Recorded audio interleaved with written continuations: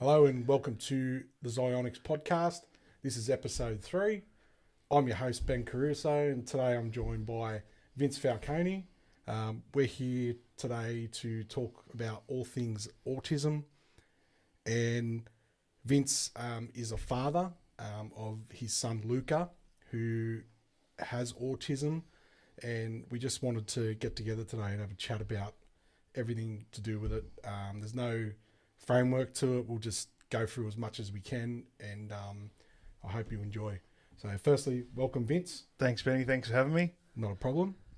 Now, first thing I want to say is that me and Vince are cousins, and we've known each other for a very, very long time. Long time, yeah. So this podcast could go anywhere. Yeah, you're not wrong there. So first of all, how is Luca, and how old is he, and you know, what stage is he at? Yeah, so Luca will be 9 actually this weekend.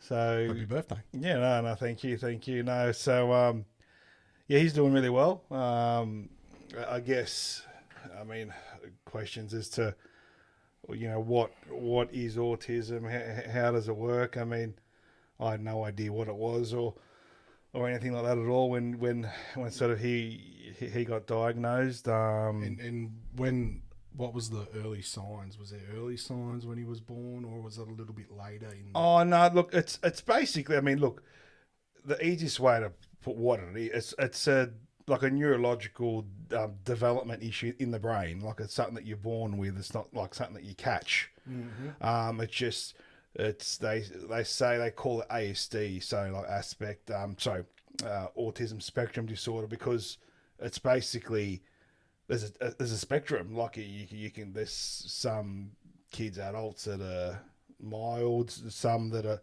quite on the opposite end where they're non-verbal and need like a lot more assistance and whatnot. So we were quite lucky, as in like he was diagnosed when he was young. So I think it was around 2 to 3. I'm pretty sure it was. So when it's obviously, so it's more because it's development. Like you won't notice it. No. Is that you saying that some kids you might not notice it? No. You might not. And they say that girls mask it are harder to pick up than boys because it's more common in boys. Okay.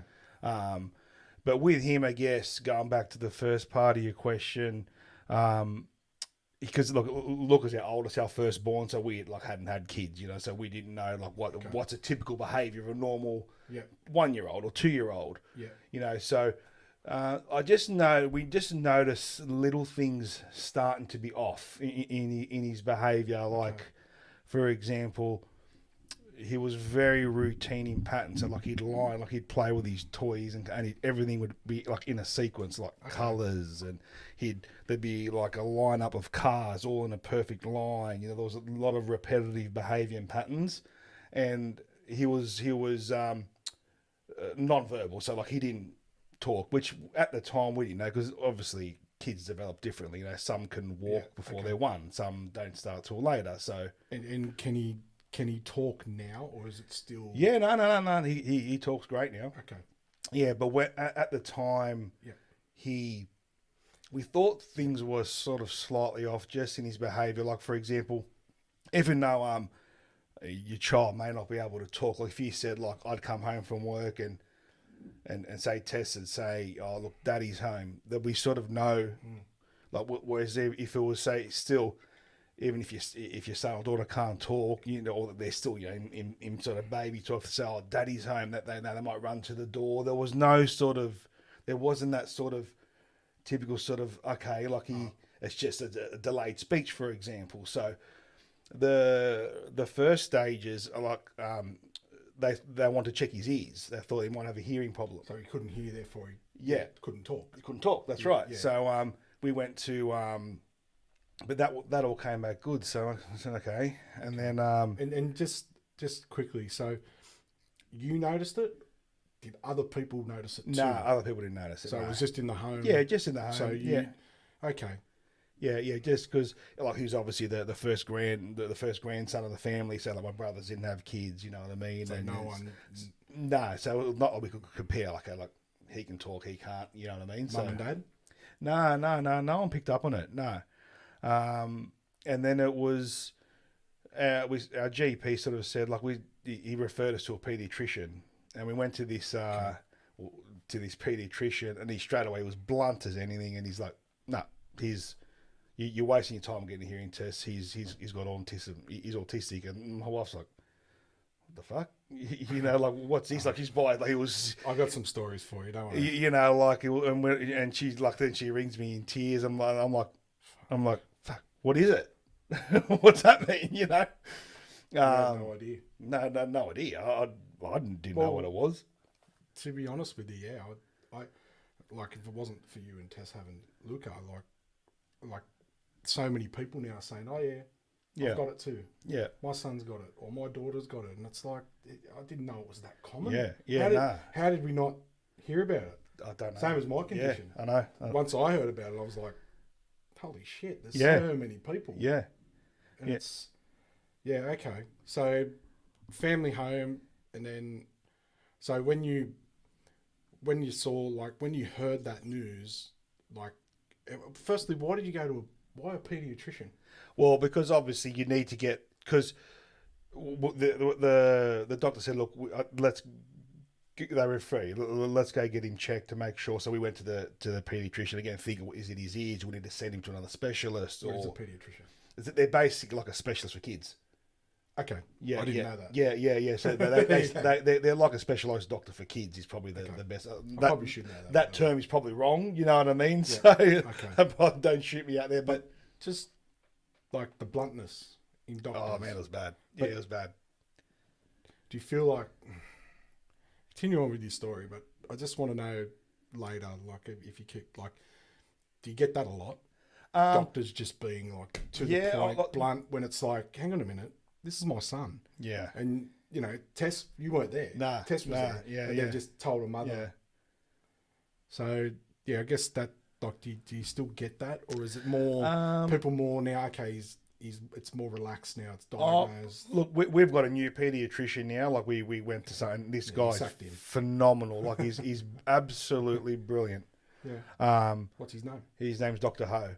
Okay. Out of Eastwood. He's a phenomenal man, lovely man, and he's been a life changer for us, you know, in terms of just everything, you know. So, but I mean, I guess jumping back a couple of steps, so we obviously got his hearing tested. That was all good, and then we got referred to, I think it was Aspect, where they go and they actually do all these tests to diagnose his condition, and then it's just all these different sort of, whether it's reading, sort of writing, like they just put all these things up in front of them, you know what I mean? And so he came back with, he was obviously diagnosed with autism, and we're like, okay, so what's that mean now? Yeah.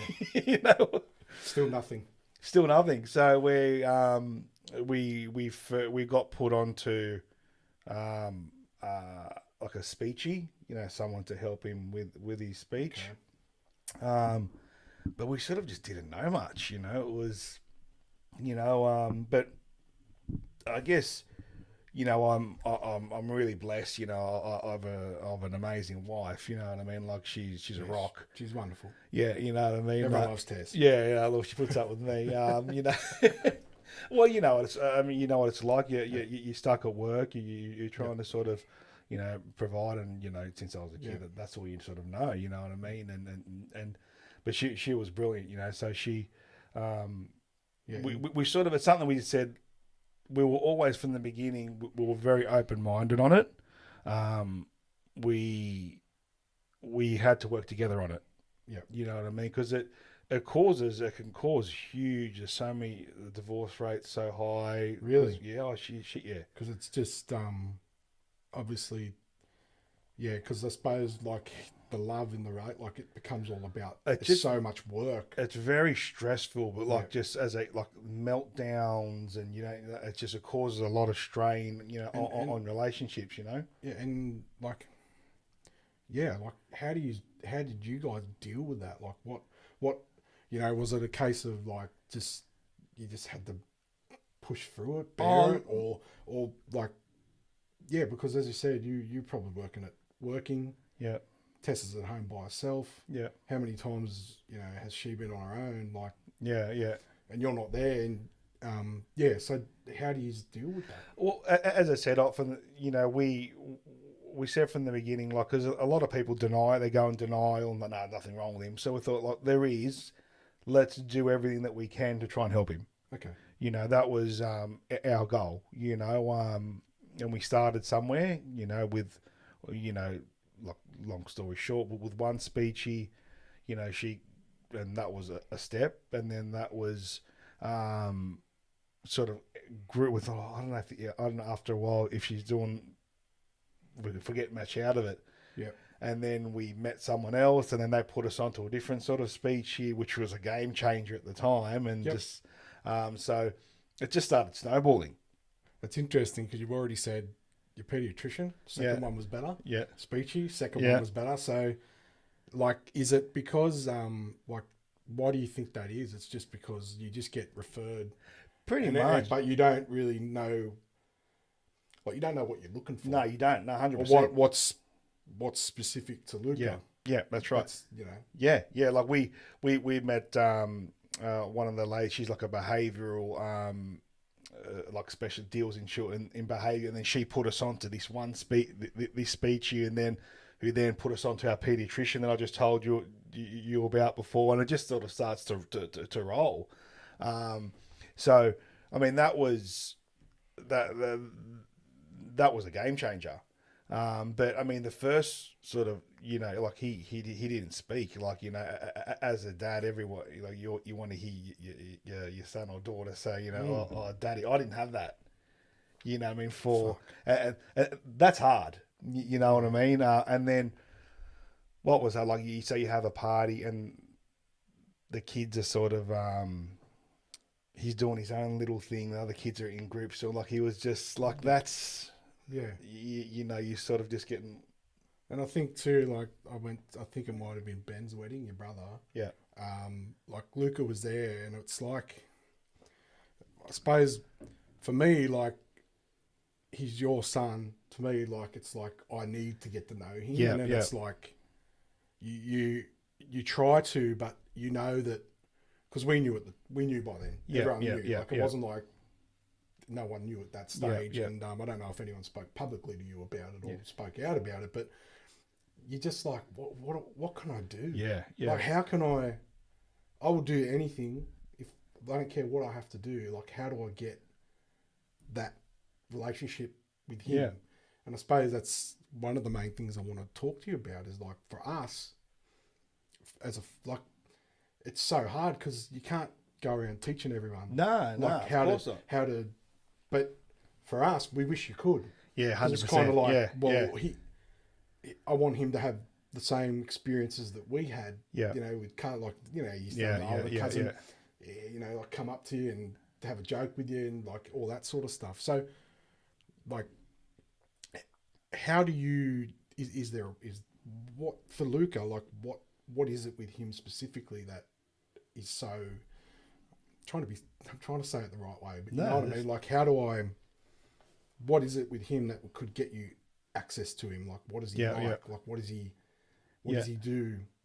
Oh, look, at the time, it was funny. Like, it was the family, like, they didn't sort of really know how to handle him. Like, not handle him, but like I guess, like, everyone's polite. They don't know how to say that. It's and it's not anyone's fault. You know what I mean? Because it's new to everybody. Yeah. Well, hopefully they're coming from my perspective. Like, I really want to. Yeah. So it was us. It was like, don't treat him like he's an alien. You know what I mean? Like, he's just. But the biggest thing is just understand that he's different. It's not like we couldn't just say, like, a group of friends, or we're all going to go to dinner with us. We couldn't do that. Okay. Do you know what I mean? Because he wasn't ready for that. Like, everything's got to be very structured. Like, we have to, like for example, Tess could be taken, like, at the shops, Woolies, and he'd throw himself on the floor and have a major meltdown. Yeah. You know what I mean? And do you know, like, why those things happen? Is it just because it's foreign? Yeah, foreign. So it's anything can. Little things could trigger. If we always turn left to go to the shops, and one day she turned right because she had to, then that could throw him off.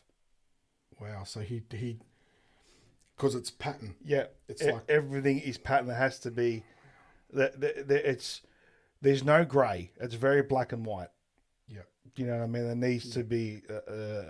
Yeah, I think you've kind of explained that to me. Like it's like you couldn't. Yeah, like it's black and white. Like you couldn't use sarcasm. No, use any you of can't. that. You can't. They don't understand sarcasm yet. Yeah. You But know, no, it's not. no, Is that, yeah. that's right. Yeah.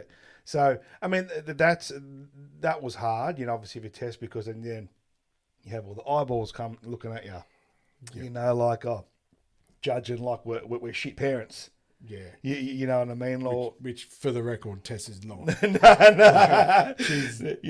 Yeah. So, you know, like you go to a party and, you know, all of a sudden he'll scream or run because it's just, there's many challenges that you sort of face.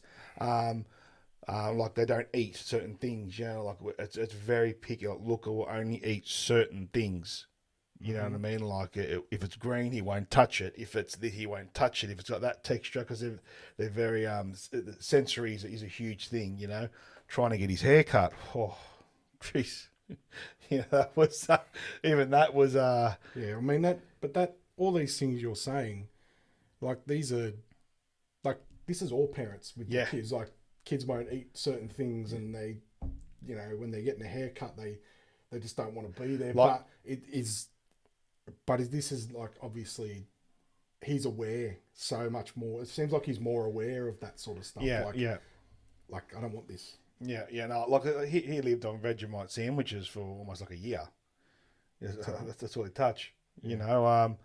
But I mean, I guess with us, you know, we always just said, you know, we're blessed with a beautiful boy. Yep. You know, some people can't have kids. Yeah. Do you know what I mean? Others are born with much more severe, you know, disabilities. Yeah. So we're blessed. He's a beautiful boy. You know what I mean? Yeah, you wouldn't have him any other I way. wouldn't have him any other way. You know what I mean? So we lent into that. You know, that you got to own it. You got to, and look, it's been tough. You know, and people don't see what you go through, like anyone, of course. You know what I mean? Like you, people wouldn't know what you're going through behind closed doors. Yeah. People only assume. Yeah. You know what I mean? And it's the same thing. You know what I mean? Yeah. They don't see the struggles that we had with him. You kind of took the words out of my mouth, because I was just about to say, like, you know, when you said lean into it, like I'm physically not, you know what I mean? So I've still got my, you know, my mentality. Yep. And you said lean into it. Well, what choice do you have? I've got no choice. It wasn't my fault. Yeah. But, you know, it doesn't mean everything else has to be thrown by the wayside. Yeah. It's like, well, it is what it is. Yeah, 100%. I've got to, you know, I just got to live my life. You only get one shot. Absolutely. So, and yeah, just kind of like along the lines, like I just lean into it. Yeah. Like I don't mind talking about it. Yeah. I don't mind doing it, because that's my mentality. That's 100%. That's who I am. I want to put that. You know, a lot of people probably wouldn't, and that's okay. I'm not saying that that's right or wrong. It's just that, well, I you know, I want to. Yeah. I have that mentality where if I can get you on, talk about this, there's probably so many parents out there absolutely that probably have found this out and are like, well, what do I do? Yeah. Like, what's wrong with us? Like, you know, do you feel that kind of way? Like, did you feel at the beginning, like, you know, why did this happen? Oh, look, originally, yeah. Well, that's a normal emotion. Yeah, so just saying, like, was that... And then it's nothing that, like, they can't pick why some people have it, why people don't. You know what I mean? They don't know. Like some, I think they say can be gene related. Ours wasn't, so they don't know. There's no history of anyone in my family that's.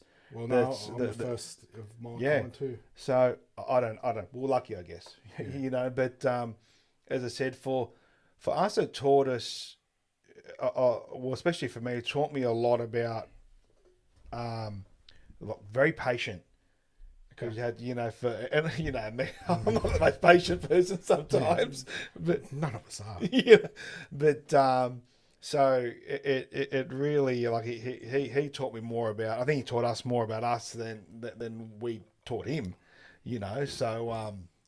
so it's been a great journey. Like, it's been Yeah. been ups and downs. There's been some real rewarding moments, and there's been a lot of tears along the way too. Mm. Look, and my biggest goal, obviously, you want to, like any parent, you want to provide for your kids. You know what I mean, and your family. So you do have them moments where you think, in years to come, will he go to school? Will he get a job? Will he get a girlfriend? Will he get married? What if something happens to me?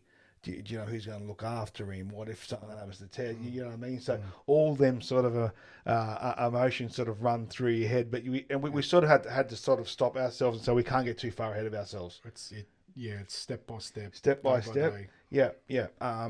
So But this is what I'm trying to get across. Like, you had those fears for your son. yeah, These are the same things I had for myself. yeah, Like, am I going to be able to keep my job? Am I going to be able to meet someone? All these things go through your head, and it's kind of like back to what I just said earlier. Like, you just throw yourself into it. yeah. Because what, who knows what's around the corner? Yeah, You yeah. don't know. And I think for you as a father, I just wanted to make that clear, that trying to make that link, that just because you're a father, I'm not, but I've got the condition. Your son's got the condition. Yeah, but I'm just trying to. What my point is that you think the same way that every father would think, every mother would think. They think that anyway. Yeah. They and also when you said he's taught me more. You know what I mean? Yeah, absolutely. That's all parents. Yeah. I think their kids, I've seen it, like with my brothers, when they've had kids, like the change in them. Yeah. And you can directly link it back to it's because of that son or daughter's personality. So, and then you said you're more patient. Yeah, no, 100%. So that's grown you as a person. Yeah, no, and look, we don't always get it right. Like all of us, we've made mistakes along the way, but I think with him, we're always looking, okay, pushing, okay, what does he need to do now? Like, he does OT now.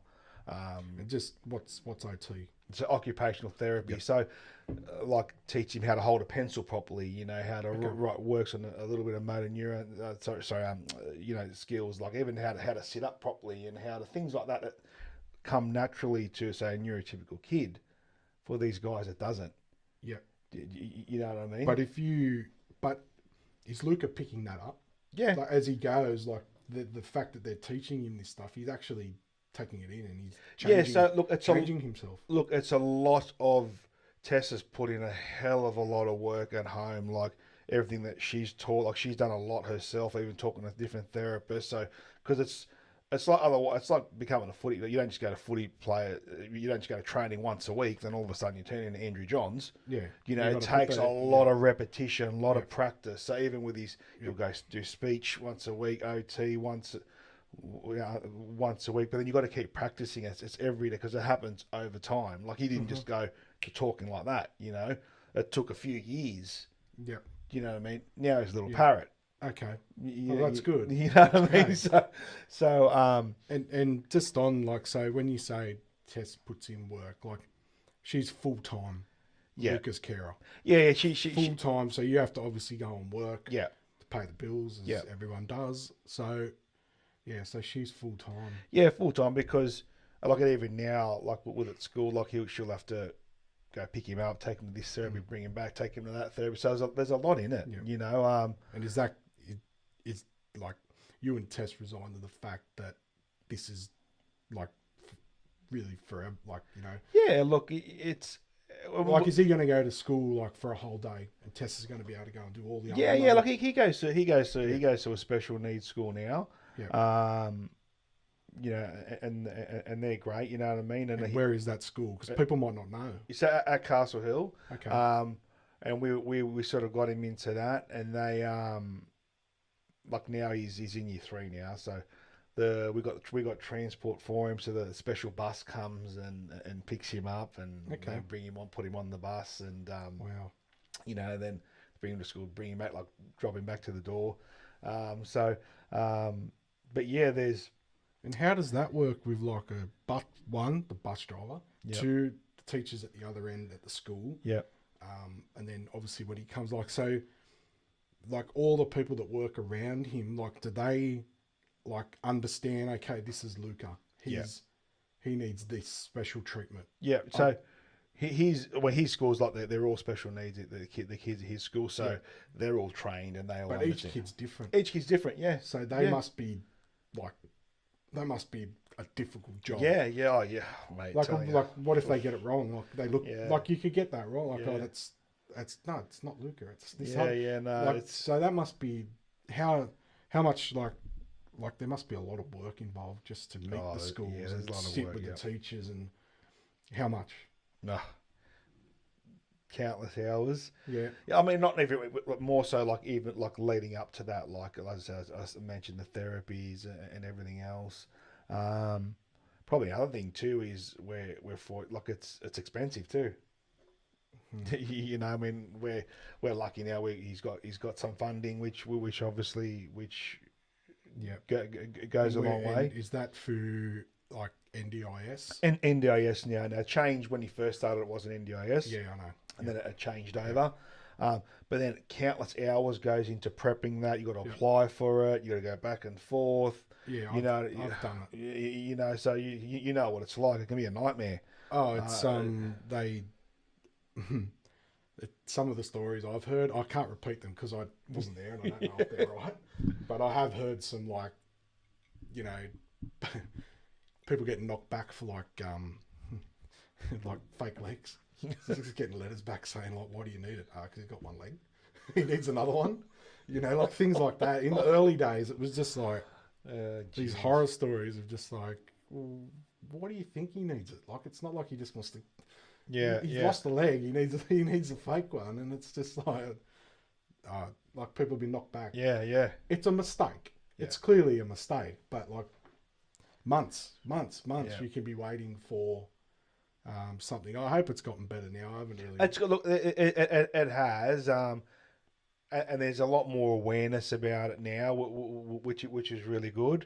But we touched upon it earlier. It really, what helped us a lot is, you know, you start to then meet different people. Mm-hmm. Network, yeah.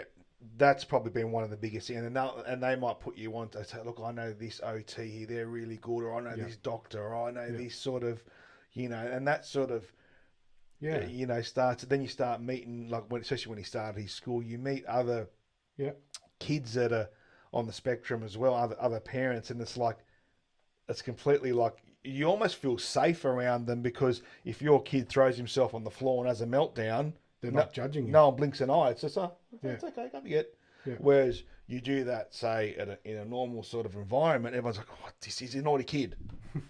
He's a brat. You know what I mean? So it's almost like you feel safe around these other parents. I think that's why so many connect. But that's the support you need. Yeah. Like, I can bring you on here and let you talk about it so there's a better understanding, but that's all I can offer. Yeah. I don't have like I don't have kids, but I don't have one that's got on the spectrum, as you kept saying. Yeah. Is that the right thing to say? Yeah. I on the spectrum. Rather than saying autism. Yeah, you could say he's autistic on the spectrum, and that's how a lot of people refer to it as, you know. But is that good for, like, that's good? That to me is like, as you just said, that just touched on, like, if the kid has it's not a tantrum. No. I can't call it that, because he's just living. Yeah. It's not like, oh, I didn't get the chocolate. He's literally like we had. But that's good for the network. Both of you, parents, kid. Do you find the kids can? Oh, kids can be arseholes. We know that. Yeah. You know, like in general, like my other kids can be little shits too. You know what I mean? That's where it's hard. That's where a lot of bullying comes in, because kids don't understand. No. You know what I mean? So if you put him in a mainstream school, for example, I'd shit myself. Oh yeah. Do you know what I mean? Because would he get bullied? Would he get? Do you know what I mean? He's not ready for that just yet. Yeah. But that's what I sort of was alluding to before. Like, I don't know if I did mention it. Like, is it like how, like, because for me, it starts from the parents. Yep. Like, if they know, like, if the school, everyone knows, like, shouldn't those parents should be aware of this? Yeah. Because it's not the kid's fault. No, 100%. All No, kids absolutely bully, not. all No. kids, you can talk about it all day. Don't bully, don't bully. It's going to happen. Yep. It's not, you're never going to eradicate it. No, But of course like not. if there was more education, do you think that, like, with parents, if they can then say, look, you shouldn't do that because, he's... 100%, Benny. I mean, and that's what one of my, I'm so passionate about, trying to always spread the word and spread awareness. One, what is it? So when he gets older, if we go out to a restaurant, people know what it is, and when you say, oh, he's autistic, and so they go, what the fuck's that? You know what I mean? So they understand sort of what it is, but I'd love it for it to even to grow in the school so that they're teaching it, or this little Johnny's got this disability, or this is what it is, or how this is why he's acting a bit different. Yeah. Do you know what I mean? Not because he's naughty, but because it's just So you would, like, for example, like, how like they bring in all these things, like, I think years ago used to be driving, and it was sex education and all these things coming into 100%. schools. You would say, like, okay, Lucas started at this school. Yep. Get all the kids into a room for half an hour and say, this is what it is. Yeah. It, is that something that you would be... Well, 100%. You'd want to see... Yeah. But it has to be on an individual... And I mean, Benny, today we all bang on about inclusivity. Yeah. That's part of it. How do we get more education out there, whether it's in schools or to parents, in workplaces, that they understand? Because it's coming out more and more now, obviously, people on disability, whether they've got Asperger's or they're autistic, you know what I mean, or which they may have another type of disability. If we can get more education and awareness about, so at least it's a bit more common, it's going to make life for these guys easier. Yeah. When they're either if that's school, when they go to get a job one day. Do you know what I mean? Because when we were younger, I never knew about. I never had any friends that were they were probably there, but no one knew what it was. Yeah, no, I'm just trying to think that it probably was there, but it I don't think it was spoken about. Yeah. It was just like, but yeah, I never wouldn't have known. Unless someone sat you down when you're a kid and say, like, that's why he's like that. Yeah. How would you know how to treat them? Yeah. And I think that's a great idea, pushing the education. We use that word a lot. Yeah, education, I know. It gets thrown around. But I think that there's too many, like, need to focus on, that's more important for me, because I think the more they understand, I think you'll find that there'll be more kids out there that actually will, be more accepting. Yeah, and that's where it starts. Yeah. And it's even from where you felt like it's like I should have mentioned this. I mean, I'm super lucky, as I said. My parents help out heaps. They're so supportive. My two brothers, you know what I mean, and their wives are fantastic, and my extended family, like my uncles and that, so I'm really lucky. You know what I mean? I can't. There's a lot of people out there who, especially some may come from a foreign background, who the English isn't their first language. That's tough. Yeah. You know what I mean? Or things like that. So we're quite fortunate. We've got a good support network around Tess that really sort of helps us out and really understands. But I think, like, that's a bonus for you. Yeah. But I think the networking you're doing with other parents, that's more beneficial to you. Yeah. Because they know totally 100% where you're coming from emotionally, like everything, like they've been through it with you. Whereas, like, I'm the same. Like, we're related. Everyone in the family is supportive of me. Yeah. They do anything for me. So I'm lucky, but then at the same time, there's a part of it where I've got to look after myself because I'm living it. Yeah. So, and then you can find, as I said, like, networking with people doing this. Yeah. I'd love to talk to all the parents that, that you associate with, because I can tell them, like, like, there's hope. Like, 100%. do whatever. life goes they're still going to live a good life, a full life. And yeah, that's why I'm doing the podcast. Yeah, no, it's and that's it's great. No, that's why I really appreciate you inviting us on, because it's Mate, anytime. It's just look. You might be a regular if I can't get anyone else. Mate, no drama. Mate. I enjoy your company, Wenty. So all this stuff's a bonus, really. Yeah. But yeah, like it's been a journey for us. Like I guess like all families do, they go through journeys. But it's been even like when obviously Luca's the oldest, my second son. When Noah was born, then your heart's racing. I'm like, shit, is this going to be the same? Yeah, shit, so I didn't even think about that. You know what I mean? So they're going, oh fuck, are we going to go through this again? Because it can happen. And then when obviously as sort of Noah got a bit bigger, it's almost like you're a parent again for the first time, and it's hard because we have to treat Luca differently, not differently in the sense that different how I would treat Noah, because there's different understandings and there's, so that took a big adjustment too. I'm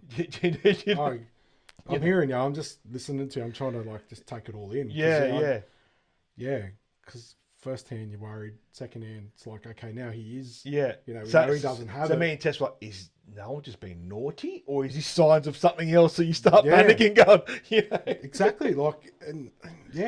It's crazy. Yeah, and then obviously then the youngest Roman, so he's and same thing. We're like, you go through it again. Is it going to be, But how are the two other brothers with? Because Roman's, what, 2? He's 4. So he's 4. He's 4. Yeah. I thought he was 2. Yeah. So he's 4. 4, and then how old's Noah? Noah's 6. Okay, so 6 is he starting to? Yeah. Is he aware, or is it more? He knows that it's only been very recent and very. He knows that Luca's different, but you can't sort of really teach a 5 and 6 year old. He's not going to understand. Like he'd be like, "What's that?" Or like they don't understand. So we're trying to start now with Luca's. The way we try is his brain works different to you, just because you do this in this way. Luca doesn't understand it and do it that way. You know what I mean? So just because, and I'm trying to teach him now, just because he's different, it doesn't mean that it's bad. Mm. Does that make sense? Yeah, and I do understand. I do, but I don't. Yeah, that would be very hard, because even though Noah isn't on the spectrum or have autism, it's still going to affect him. Yeah, he has to know as he goes, patience. Yeah, how do you teach a kid patience? Yeah, well, 100%. It took me until I was freaking. I probably still don't have it. Yeah, and if he has this at this certain time, and then his dinner, he gets to eat that one, and I get to eat that. Yeah, you got to understand. Well, it's because of So it's it's been interesting. But Lucas, everything's, it's very routine. Yeah. You need to have a lot of structure. Yep. You can't change the rules. Like if we say we're going to go to Nunnu's now, and then we're going to go to the shop, and then we're going to go to the park, you have to do it in that exact sequence and order. If you change the rules, so you can't go to the park. You can't go to the park and then reverse it. Or if I said to him, in 2 Sundays I'm taking you to time zone, he'll remember it. It's Really? you have to, Tess took him to these swimming lessons last week, and his teacher was in a different lane, and he lost it. She was telling me, because no, that's my lane. I swim in that lane, not this lane. And it was same teacher, just 1 lane over. Oh, she should have known. The whole pool had to move around to look at. That's what I thought, Yeah, well. So she should have been in the right one. Good on him. Nah, that's mind blowing. Yeah. Again, it's mind blowing because he's so alert to that. Yeah. his memory seems brilliant. Oh, it's crazy. Yeah, I put him on an iPad, a computer. He'd know every dinosaur. I'm pretty sure he should be in Jurassic Park. Like, you know what I mean? Yeah. He's a genius in that sense. You know. But I wanted to, I guess it's a good time to bring it up now. So, I mean, you mentioned before, like, getting a job. Yeah. I mean, are there things that, because my understanding of autism, and this is the generic people say, Yeah. oh, they're incredibly smart at one thing. Yeah. They're really focused on one thing, and They're they're good at that. But is that true? Yeah, it is. I mean, like I can't speak for everybody, obviously, but it is, yeah, because they're extremely focused. Okay. And there's no grey. That's why they say like people like Einstein. There's so much. They're good mathematicians because everything needs to make sense, and it has an order. That plus that equals that, or this goes here and that makes that. You know, so and what they're interested in, they just own it. Yeah. You know, so like I said, he loves dinosaurs. So as I said, he could. I think he's going to be a paleontologist like one day. You know what I mean? Like he's. But that's the thing, like, is that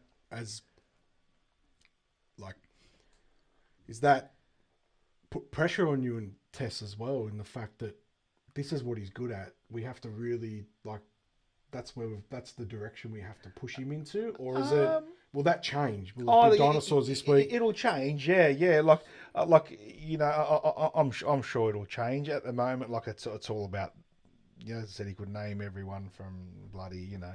Oh, he'd be brilliant on computers. You know, he's really good at, you know, as I said, you know, iPad, computers, you name it. The challenge for us now is we're trying to get him into like more outdoor stuff, you know, because you could sit on an iPad all day and just sit inside you, like but now we're trying to get him around outdoors more, whether it's playing, you know, running around a little bit, kicking a ball, and then that's why, and it was mentioned before, we got him into the Wenty Try Time, the rugby league. You said that before. On out the front. Yeah. So which has been. We'll explain that because people might want to know what that's. Yeah. So, it's just Try Time Rugby League. So it's basically like rugby league, but for kids with like disabilities. Okay. You know, there's some kids that are obviously either autistic or on the spectrum. Some have cerebral palsy, some Down syndrome,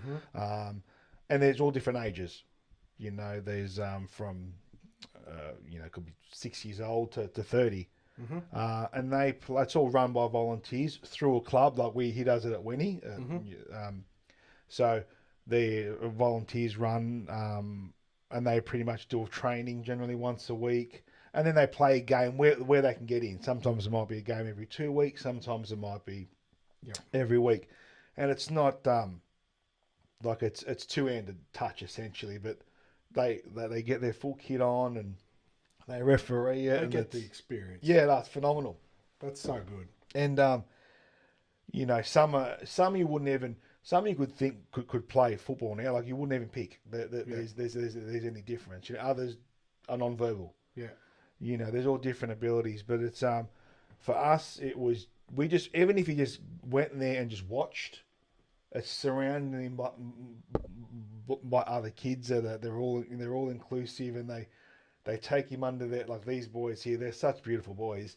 You know, they'll take him under their wing. Here, look, you have a run, and they'll pretend to dive out of the way and let him sort of run. Oh, that's excellent. You know, so then other times he wants to run off and go chase a bird somewhere. You know what I mean? So, but that's the whole point is we wanted it to get him out there and to just experience, get him out of his comfort zone a little bit. Yeah. Well, I'll have a look around later, and after and I'll see if I can get the details of that. Yeah. Put it up on the podcast. Yeah, no, 100%, no. And yeah, I don't. When you're talking about Maggie's. Yeah. Okay. Yeah. They've got, I think there's one at Penrith. I can't remember. The guys were telling me, is it Brothers that might do one? Yeah, Brothers. I think Mount Pitchard have got one. Okay. There's a couple of them. Yeah. But sometimes they might play against like a Masters team. Or like a couple of weeks ago, they played against one of the under 16-year-old girls teams. Just as a like wherever they can get a game and a time Yeah. slot in, they do, because it's not, as I said, tackle. It's just Yeah. more for them. That's their world, you know. They get Yeah. in there and it's just brilliant, you know, Yeah. and it's so good. Yeah, and I think I spoke to Liam about it last week, the wheelchair Australia player. Yep. And like, I think his brother might play in what you're talking about, but we were talking about like, you know, basically getting more exposure to the sport would be beneficial to get some of the current players to get involved. Oh, yeah. And all that sort of stuff. And he was saying, yeah, 100%, like that would be good. But just kind of lost what I was saying. I know what I was going to say, but I've lost it now. I'll have to cut that out later. We'll Yeah. talk about how they get access to it, or I'll get all that detail. yeah, I'll yeah. find out if it's brothers or Yeah. whoever, and I'll get that detail in there so people can get involved. Because, so on that side of thing, is that more like, obviously the kids aren't going to develop into NRL players, No, but is no. that more just more of a community thing? The parents get there, everyone. Yeah, yeah. Because I know with the wheelchair rugby league, it's the most like it's played in the best spirit. 100%. Because there's no everyone like Mate. it's competitive. Like Yeah, when you get to the big boys, like Yeah. in the wheelchair stuff, like this, like Liam and that, they hammer each other. But anything around that sort of thing, it's just such a good experience. Oh, mate, I encourage everyone to get involved. mate, and you know what? I think I almost enjoyed it more than him. Yeah, okay. Because it was probably one of the times where everything just focused on that. Like I sort of almost involuntarily made myself like a trainer kind of thing, because I sort of went on the field and ran along next to him, and then you helping the other boys out. Hey, come over here, come and have a run here, but it was just so rewarding to see the natural joy and the pure emotion into all these kids. Like there's no bullshit about it. There's no politics about it. It's just raw, and that is so rewarding. It's every week when till we go and do it. Like I absolutely love it. Yeah. Even though you might have one little run or run around, it's and you see that they all get cheered on and they're like clapped on, and it's just, I'll tell you, it's one of the most humblingest things, it really changed me. Yeah. You know what I mean? I'm like, this is like, I really want to help these kids. Yeah. You know what I mean? Like, this is their world. Like, the joy that they get is just, it's hard to describe, but no, it kind of makes total sense. And like, as a father, again, coming back to that sort of thing, he's still your son. You still want him to experience so many things, and that's a great experience for him. I think that's great, and we'll get all the deets for Wenty, especially, and we'll work out which club does it out here. Someone in Penrith will be doing it. Yeah. But the biggest thing, and the same thing, we got put onto that. Going back to what you were saying about the network before, like one of the kids at Luca's school, he plays it, so then we got talking about, come and try this. Mm-hmm. That's how it all sort of starts. Mm-hmm. So it's, the more people can talk about it, the more, and I guess it's probably a good, like a dad thing too. Yep. You know what I mean? Like, I'm not trying to make this sound stereotypical or anything, but like, Tess will look after all the therapies and this, but when you sort of you're talking to other dads with their kids, it's a way that you almost connect as well, and it's, because dads go through it differently to what mums would. And how so? I guess because, in my house, you always worry about security, looking after your wife, your kids, sort of always being there. So you're always thinking of, but then you've got to try and balance work and make sure you're providing for your family as well. So it's just, you've got to keep a lot of it in. Because I guess in what you're saying there is like, you said stereotypical, but like you and Tess, because of Luca, you live that more traditional, husband goes to work, mom stays at home with the kids. Yeah. Even though Tess has always worked. Yeah, 100%. Yeah. Luca come along. Yeah. And she probably would want to. Yeah. But yeah, so you're living more of that, like sorry, you can't have a career because this is what we need. Oh, and look, So, and it's but more. could that flip? Oh no, well she's starting now. She's gonna Yep. she's starting to be a teacher's aide. Okay. And she wants to work in that space. Yeah, because I said earlier Luca would go to school. Yeah, so yeah. she would have time. Yeah, she'd have again. time, especially because next year Roman goes to school, so that way she's got more time now. So she wants all three of the boys. Are all at the school, three of the boys are at school, so Yep. she wants to she's done with the hospital scene. Obviously, that was when You wouldn't go back there now. it's just me, the idiot. Nah, look, it's Could you actually do anything else? nah, absolutely not. You know what I mean? Absolutely not. So I can't complain. We're all the same. Yeah. But yeah, so she's going to go into that space. So she's really into all the speeches. She's done signing courses and everything like that. Because when he was learning to talk, he had to do a lot of signing and whatnot. So and she's great at it. Yeah. So that's something that's really exciting. So everything that she wants to be to further, obviously, help and continue his journey as well. Well, I'm glad to hear that Tess can, and she's going to be good at that job. Yeah. Because she's got probably more experience than anybody. Yeah, I hope it all goes well for her. No, thank you. Any horror stories? Has there been moments where you've just wanted to Oh just go, yeah, shit, yeah. mate, seriously, you're crossing the line here. Yeah. No, look, and it's there has been, just You don't have to go into details. Just probably challenging is the biggest way to put it. Just again, we call them meltdowns, but they're normal.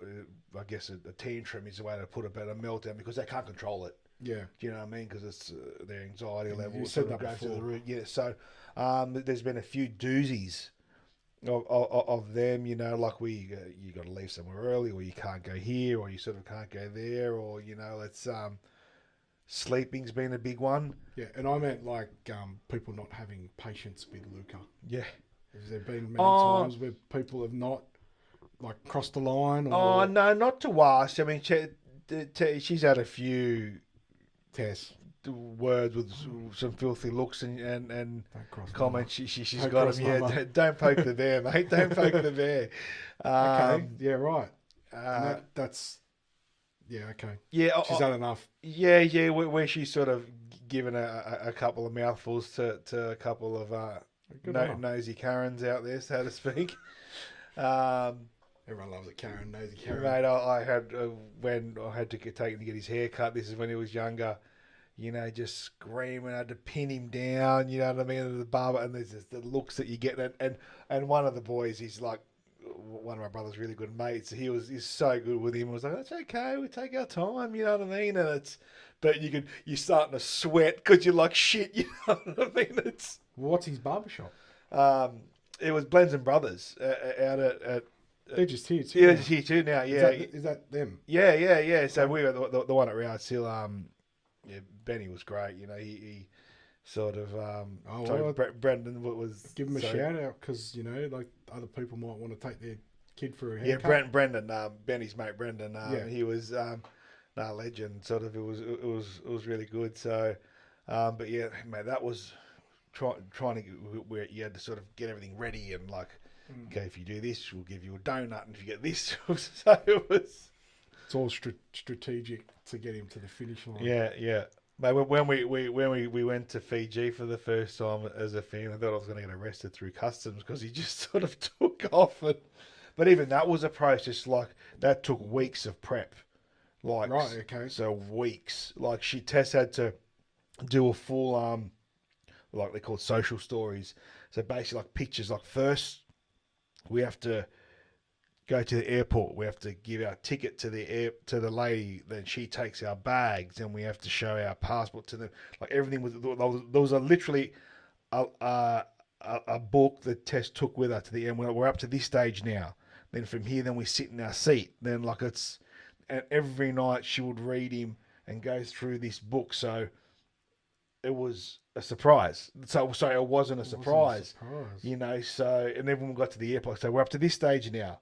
And then we're up to this stage. So, because everything was very okay, yeah, I remember that. Okay, yeah. I'm up to, So, Well, before I go any further, yeah, credit to you. Because, like, as you said, patience, like, you know, and it's just wonderful that, like, tests, like, that you do that for him. Like, Yeah. it's amazing. Yeah, Because no. to get him, you think that sort of stuff's so easy. Nah, man. Nah. But, like, no, like, what I mean is, like, people will be walking around going, like, we've got it hard. How do, like, but that's, like, 2-3 weeks of prep. Yes, To get him ready, that's just, like, that's incomprehensible to me. Yeah, or no, like to you another parent. yeah, when you come like to our house, there was charts everywhere, like Yeah. toilet charts. Like we do this, we go this, we flush the toilet, we wash our hands, we wipe it. Like there's pictures of this, so it just puts everything in sequence. You know what I mean? Like it's. But you touched on earlier that, like, the sitting in that with the OT, the occupational therapist. Yep.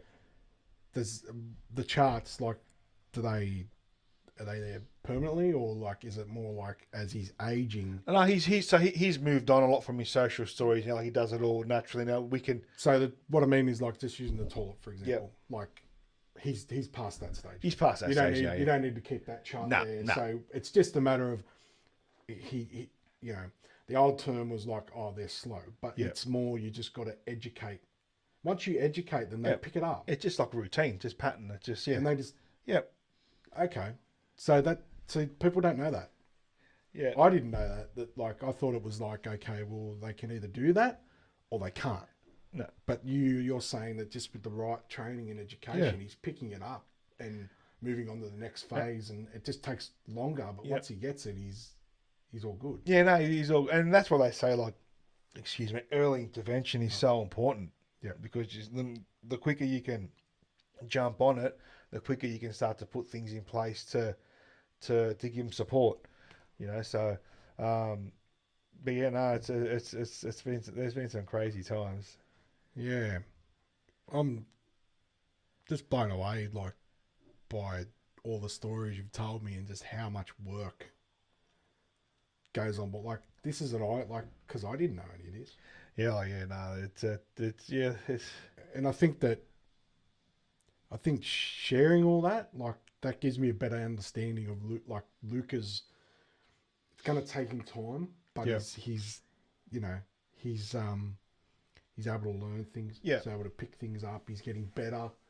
You know, he's always going to have something, like, you know, he's always going to have on the spectrum, as you said earlier. But I'm just so happy that it's not, he's able to learn like that. Yeah. I mean, even though it might not be at the speed of a normal, but I'm so happy to hear that because, you know, because I didn't know that. Yeah, no, it's, I mean, the initially it used to bother me when people and it's not their fault, but they just be like, oh, so, like, is he going to get better now, or, like, can you cure it? I'm like, outside, no, it's not something that goes away. That's you treat, like, and it's gone. Like, you know, like, he's born with it. We find ways to lives through it, and that's, you know. So, you know, I guess probably, you know, jumping from that, the other sort of thing that sort of you always worry about is I guess the bullying and like sort of we'll go to sort of, you know, even big family things, and he might play with the kids for a little bit, but then he goes off on his own. And initially that was sort of hard for me because I'm like, why is he playing on his own? But in his world, he's as happy as a pig in shit. Yeah, right. It's no different to him. Yeah. So it's me that's the idiot that's there going, hang on. Yeah. He's happy. Yeah. He's happy to sort of float in and sort of float out. But that took a little bit to learn how to sort of understand. But I think what I know about kids and like with nephews and that is that it's also normal too for, like, kids that don't have autism to be like, oh, she floats on her own, like, but it's, you know what I mean, like, I just think that it's obviously a little bit more prominent for Luca, but, like, some kids are like that. Yeah. They, you know, half an hour, then they just want their own time. Yeah. I don't think that, you know what I mean? So, yeah, that's all. That's all I was sort of getting at. Is that like some kids just like that don't have like they're like, why are you playing? I just had enough. Yeah, You know, I yeah. just had enough. I just want to hang out with them. You know, I want to come and or move around. Some people, some kids are like that. Yeah.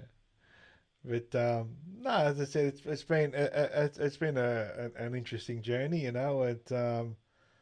Um, yeah, like I said to you earlier, like we're blessed, you know. Like he's so they say that a lot of them don't have there's not a lot of emotional side. It's very black and white, but he's a crack up. Like Yeah, some of the shit that comes out of he's like just random, yeah. you know, like.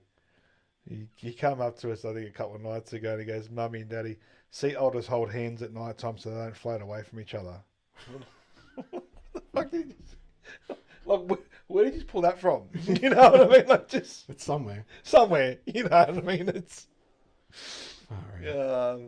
so yeah, no, but yeah, I mean As you said from the beginning, you wouldn't have them any other way. nah, absolutely not. Like nah.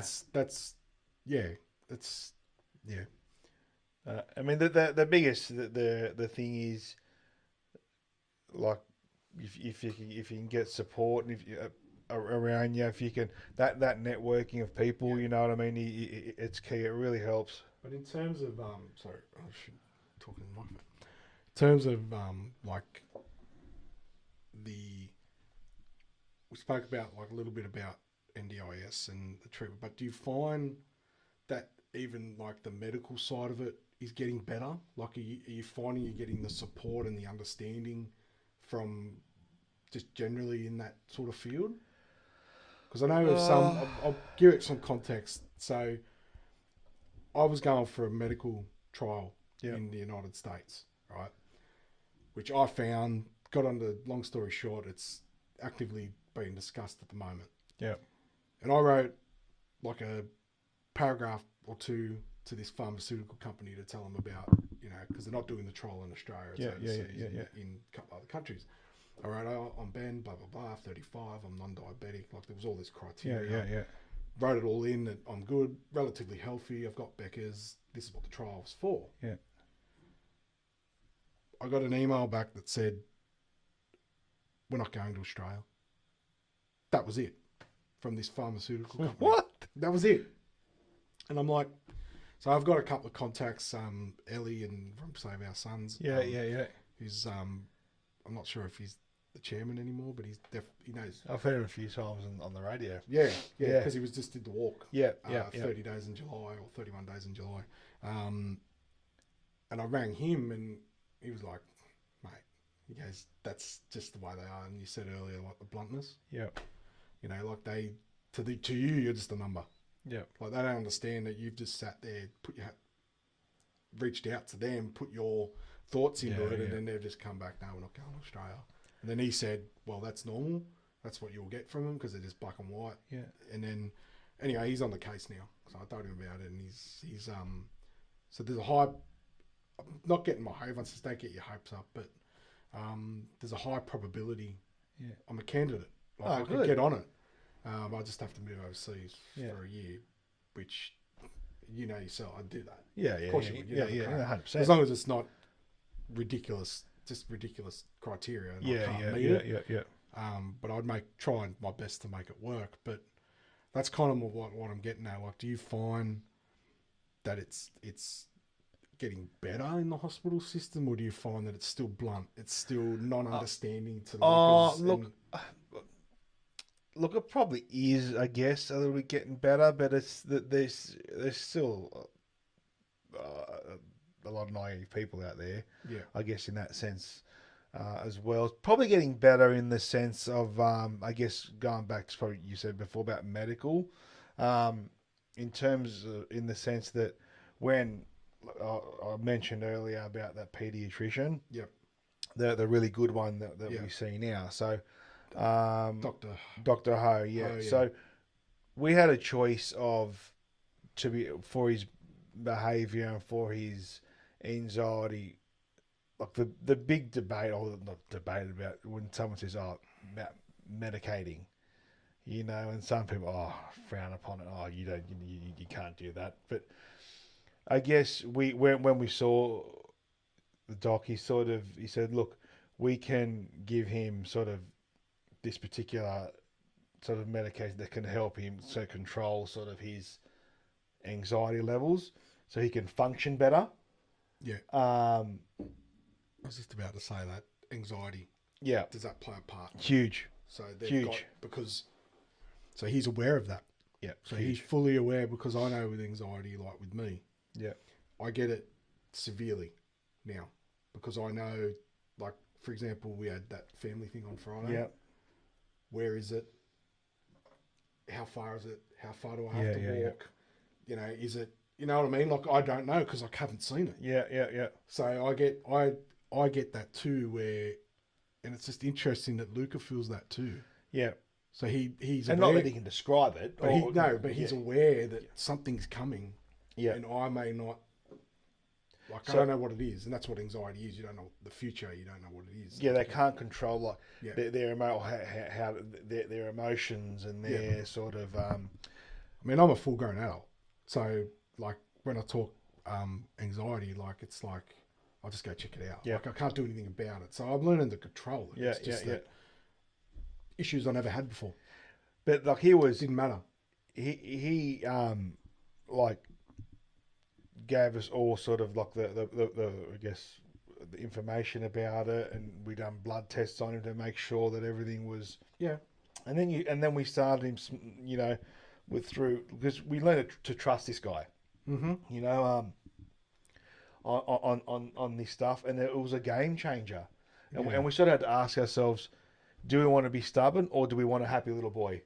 Yeah. If it means that this can help him go, so he can literally leave the house and not wake up just scared of his own shadow, we'll choose a happy little boy that's going to help him function, because then with that, it means he could start to sort of learn, and he could start to learn and go to school and sort of function. So we're like, what do we do? Yeah.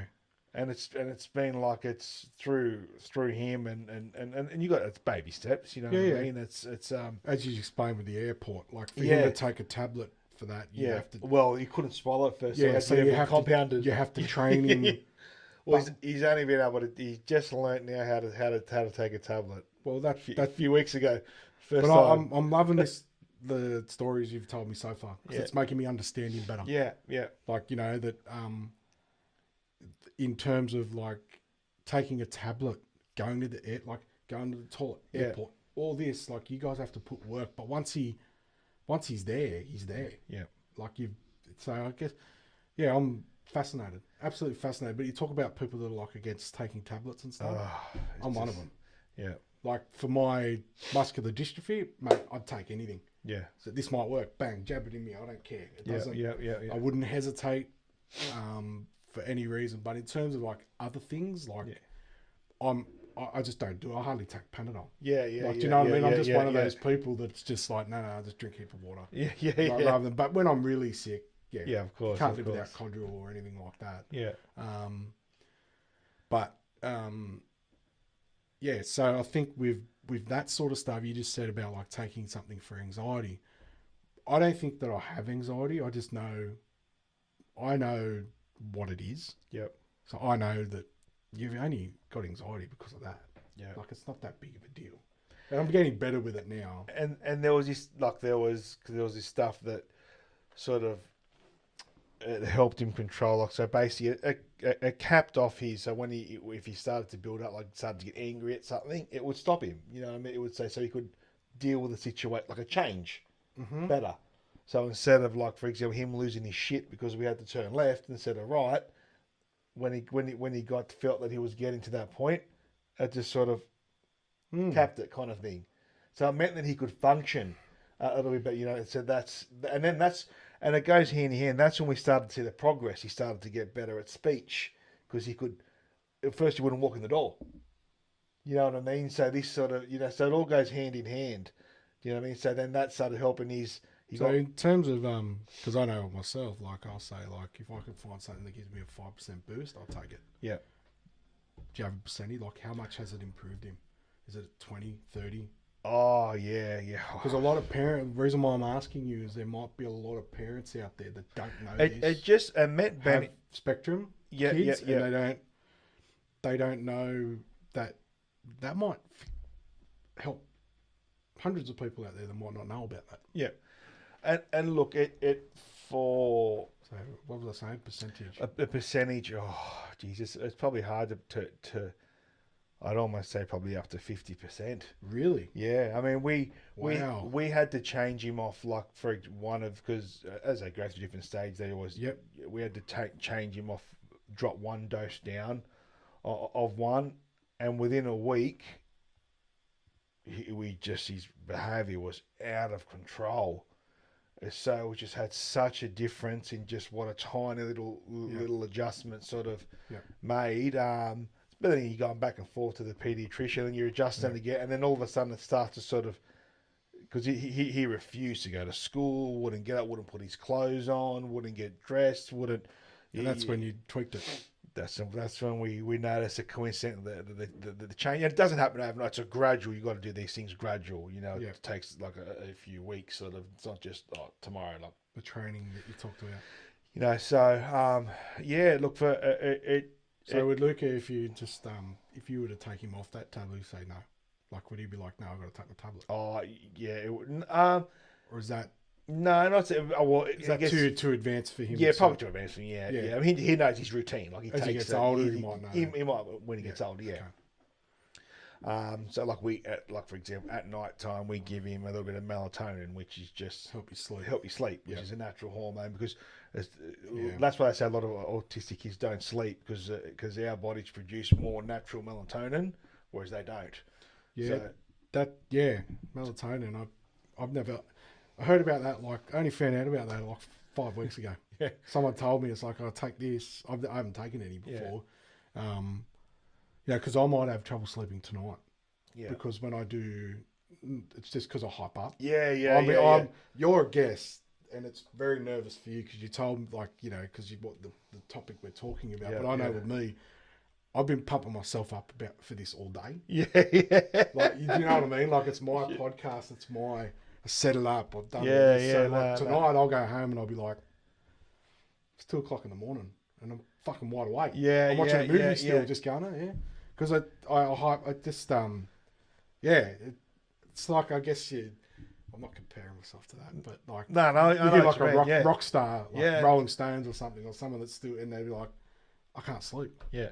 Because I'm on a buzz, I'm on a high. Yeah. And that, So someone was telling me, why don't you try this stuff? And it's like, oh, you know what? I don't think it'll work. Yeah. Because I'll sleep when I finally go to sleep. Yeah. But, the next day, like, do you know what I mean? Like, I I heard about melatonin. Now they got gummies in it. They got everything. It's... Let's not talk about gummies. Let's not talk about that. Oh, shit. Yeah. Someone gave me some once. A couple of gummies. And they said, just take 2. I took 2. I was like, not doing anything. Took another 2. Oh, no. And then took another 2. And then, you know what? Did fuck all. Like, I felt like relaxed. Yeah. But it didn't help me sleep. And then it was like the next morning, it's just like, I just feel like I've just been out all night. Yeah. I was filming a bin. Yeah. Bullshit. They were crap. So heaps of things you could try. So melatonin, I'll give a go. Yeah, that's good. But I mean, I'm not an insomniac. Like, I'll sleep, but just I know tonight it'll be a late one. Because I'll be like, I'll overthink. 100%. Yeah, you go. You might ask feel racing. Did I ask Vince the right question? Did I ask enough? Did I not ask enough? Or was I a little bit, rude? Like, just an example. I'm not saying that's what I'm going to feel. Yeah, 100%. So anyway, back to the melatonin and back to Luca. So I found out about this melatonin only a couple of weeks ago.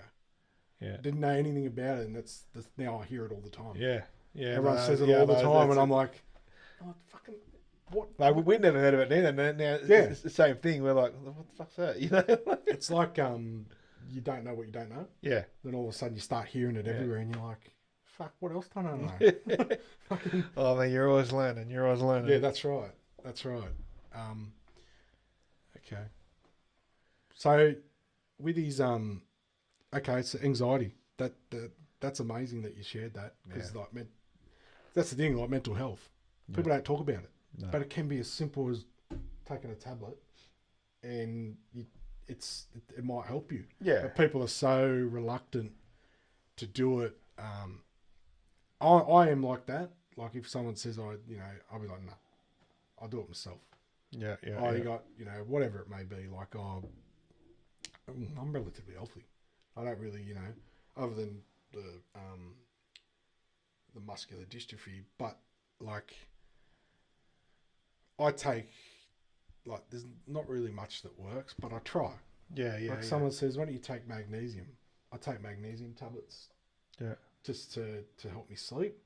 And they're really good for your muscle while you're sleeping, and that it relax. Like magnesium, I use magnesium cream. Like, so I try, but once it gets to the hardcore like stuff, I'm very skeptical of it. Yeah. Like, if I take, but I don't need anxiety.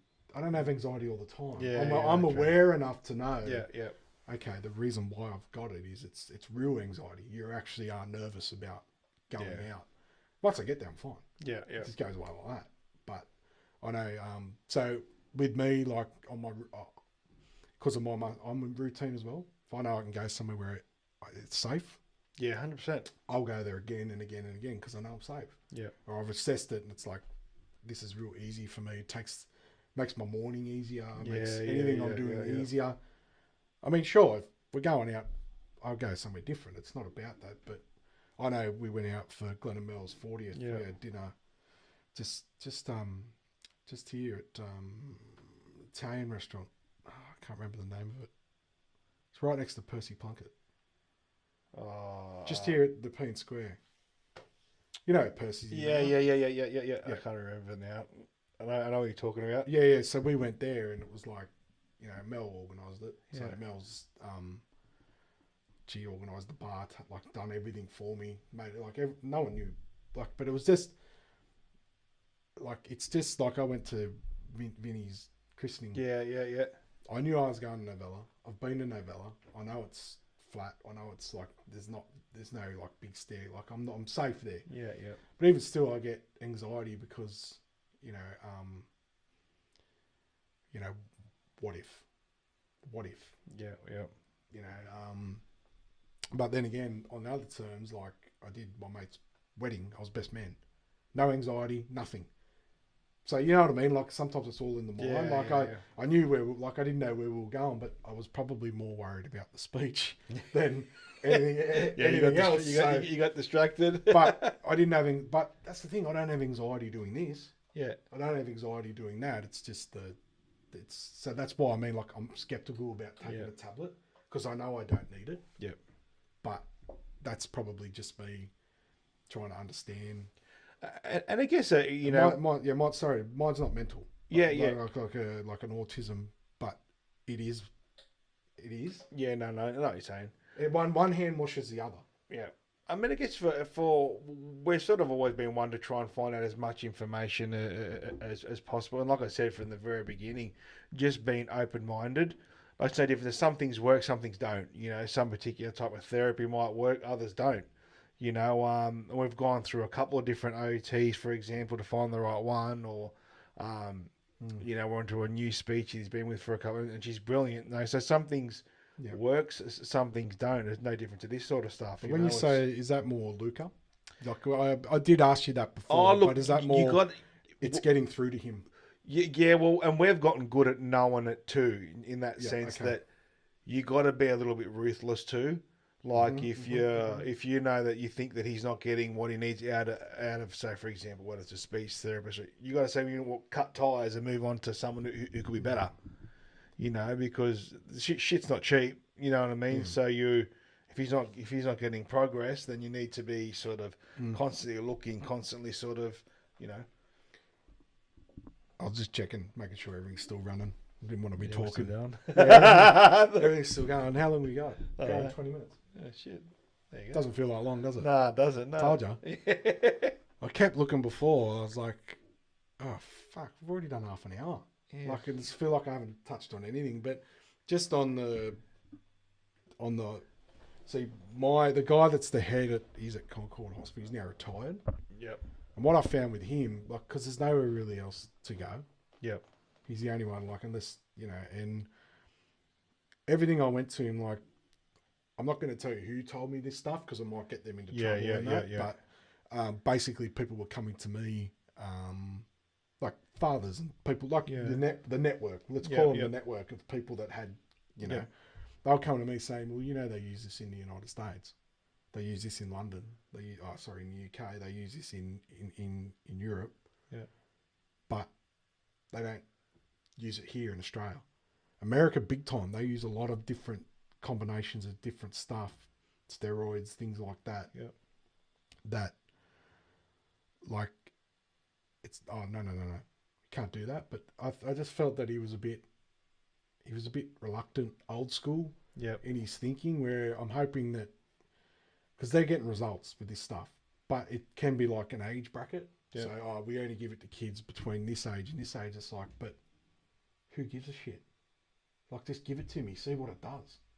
Write it down, like get results and say, hey, it worked for you. Well, fucking yeah, because we tried it. Like, and that's what really annoys me about mine is that, like, there are things out there, you know, getting on the trials and that. There's things out there. Yeah. Can be as simple as, oh, I tried it. What happened? I got fatigued and it didn't work. Throw it in the fucking bin. Yeah. Just dump it, and you know what I mean? Like, no, 100%. And I was talking to your dad on Friday. Well, mate, he knows a bit about that. Well, you know, he wants to come on here too. Yeah, I know he was telling me. He goes, I bet he told me to come on the. I'm like, I didn't tell him to come on. He offered. Yeah, mate. How much time would you? How long can this thing record? It's funny. For? Why does everyone say that about your old man? Oh, he loves the chat. Yeah, he'd be good. But he would be good. He'd be funny. I'd like to, because like what he's got some stories. He's got some stories. Like, that's fuck. You know, you think I've got, you know what I mean? Like, it was amazing. But there's so many stories out there. There's so many people, and So just back to my like story. Like, are there things out there that you find you can't get access to, or have you researched things and said, well, why don't we have that here in Australia? Because I know Australia, they follow. Yeah. They don't. Yes, we lead in a lot of areas, but a lot of things we follow. Probably not so much in terms of, I guess, what medical essentially is, as you've put it before. More so, I wish we had more access to things such as you know, you talk to different people. It's like, it's so hard to get into this therapist, or to go and get to be able to see a psych, or to be able to, like, for example, we've got Luca's name down for the riding for the disabled, but it's like months and months of a wait time. Like, I wish we had more access to things like that, so you could get these kids into whether it's different programs, or whether, again, it's more access. Where do they do riding for disabled? That's up at like Nabiac, isn't it? Oh, I don't.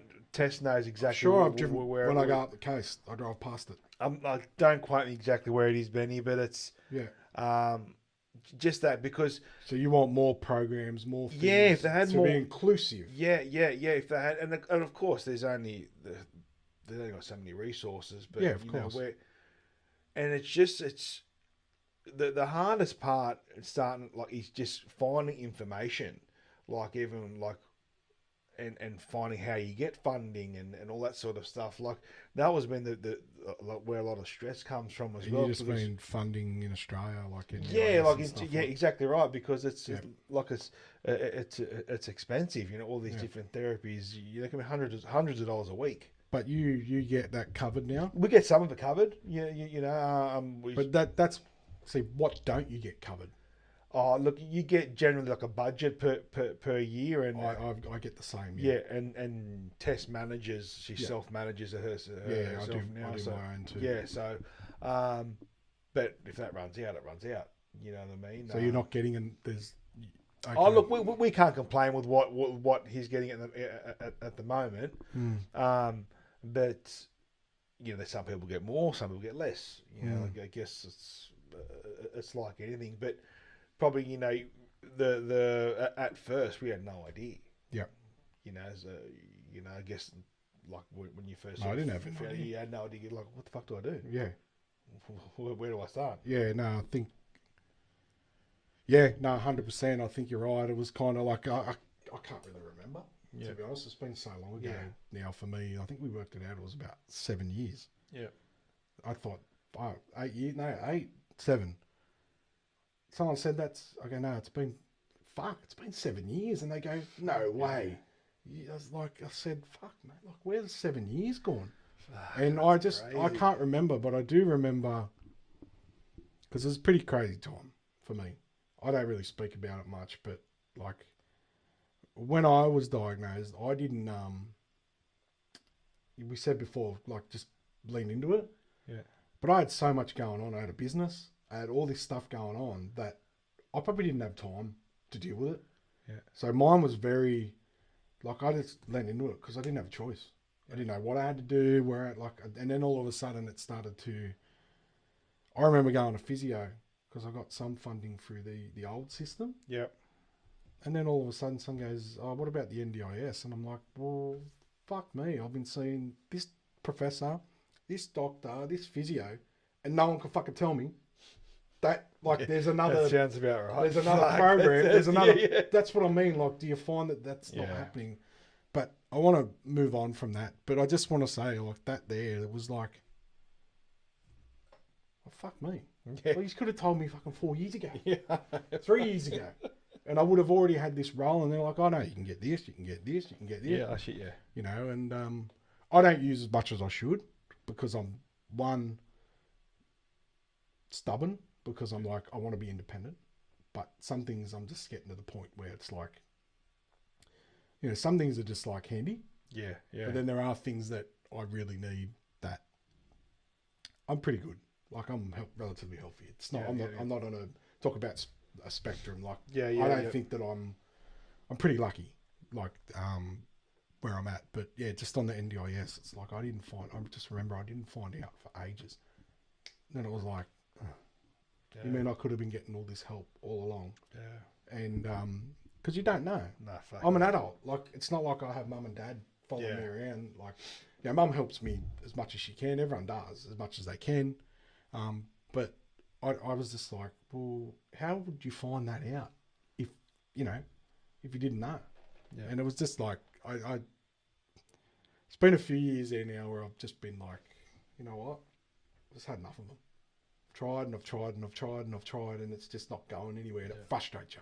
Yeah, no. More than anything, it frustrates you because it's just like, I'm here, I want to do this, but no one's giving me, no one's giving me the tools to do it. Yeah, no. And but I just remember, going through all of that, like, just throwing myself into it, and because I mean, mine gradually gets worse. Yeah, so it's not like I'm in pain or anything like that. But I'm just seeing the changes. I'm like, oh. But like everyone, get up out of bed and I'm like, oh, fuck, my shoulder's sore. Like today, this shoulder's killing me, but it's not from my condition. It's just because, like, normal, And then you think, like, is this the day? Like, sort of thing. But I wanted to, so for you and Tess, like, do you get breaks? Yeah. No, look, like, does mum and dad babysit Luca? They're ready, they're geared up. Because I'm leading into something. No. We like I said to you before, we're really lucky that mum and dad will come and watch the kids if we want a night out, or one of my aunties and uncles will come and watch the kids if we want a night out, which is really good. And like I said, Luca's comfortable and he's great with them. So so it makes it easy for us, and it's Well, what I'm leading into is because obviously I didn't know a lot of this, so you've given me a different perspective on your life, like who you are, like, so I even just thinking back, like, just like, well, that's why he doesn't have frigging time to do you know what I mean? Like, everyone's like, this is why. This is why. You know what I mean? He's got not anything rude or anything like that, but like just like from our point of like, what can we do to help you? Oh, look, it's Like, do you need? no. Mate, Look, how's like? Do you need us to call you and say like, what's going on? Like, how you feeling? Like, no. Look, it's as I said. I think you boys are great. My as I said, my immediate family, my extended family, Yeah. everyone's fantastic. They're great with me, with obviously Tess, the kids, and so you you guys. feel like you're getting enough? Yeah, you know what, and just being normal and everyday part of life, like you've always been there. You know what I mean, and that's. I mean, for as another guy, sometimes just being around the boys is a help. Yeah, no. Well, well, you've got the shirt on. Yeah. Shout out. The shout out to the old Thursday club. I'm not shouting out to them individually. Got to come on the podcast for that. Yeah. Get on it, lads. What else, Scotch? Yeah, what not? All right. Take it over. But yeah, no, just you're right about the, being on that club that we have. It's not anything crazy. Yeah. It's just like a couple of and that's so important for you. And it makes more sense to do this kind of thing. Yeah. It's like for 2 hours. Like sometimes people aren't even there for longer than 2. You come in, you have your boys chat. It's just refreshing. Oh, mate, It takes the pressure off. and that's like I even just recently one of my suppliers, his son just got diagnosed. One of your suppliers. Yeah. I won't name who he is or sort of where they're from, but we've gotten along really good for a long time. And he was just telling me that one of his sons just got diagnosed and not sure where to start, what to do, and it was. I think even just seeing like the appreciation, his voice, just talking through it. It's okay, like you're not alone. Yeah. Do you know what I mean? Just start somewhere. Yeah. You know what I mean? You got to really work together with whether it's your wife, your girlfriend, partner. You got to really work together as a team to get through it. And I've checked on him. He since then, and it's sort of he's like, I've got this funding now, and I've got this now. Now we're doing this, but it's more about saying you're not alone. You know what I mean? It's okay. You know what I mean? Sometimes if it's give us a shout if you want to go to the pub for a beer, or if you want to just, fuck, I don't know what to do here. I don't know how to handle. You know what I mean? It's And with that, like being, I need a splash.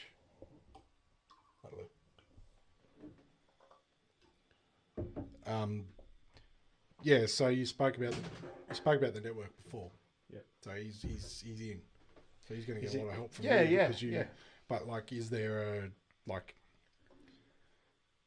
I've done some research, like, things I've heard about, and it's only, as I said earlier, it's only triggers in my head because I know about you and your situation. Like, if I didn't know Luca had it, that probably wouldn't reach out. But like, there are things that I feel I can't tell you because it's like I might be overstepping the mark, like, because it's your son, like, it's still your son, not mine. I can't go and say, go and watch this, and then you'll get your hopes up, and then you'll be like, Ben's a fucking idiot. Yeah, no, look, do you know what I mean? Like, the biggest thing is, he's just more like no different to when people you want people to treat you as like be yourself. Yeah. If you think there's something that can help someone, say it. You know what I mean.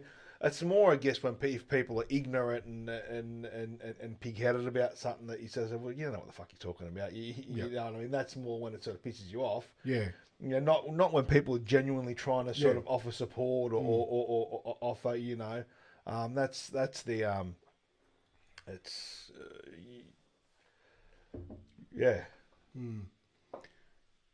Interesting. Well, I think we've covered everything. Yeah, I think we've. It's been a pleasure. No, absolutely no. Thanks. I mean, we could talk. We could do another episode. Yeah, no. It's been like I really thanks for having me on. It's been good just to talk about it. I guess share a bit about our stuff and I guess help. I said from the beginning, just to be able to continue where we can make awareness about it. You know what I mean? That's the biggest thing. Well, I hope 1 million people watch this episode, and people Me because too. because as you said, education's everything. Yep. The more knowledge we can get out there, and then that's why I'm doing this. No, that's Like I'm unreal. doing It's this unreal. to get it out there for you, for everyone. So, and obviously,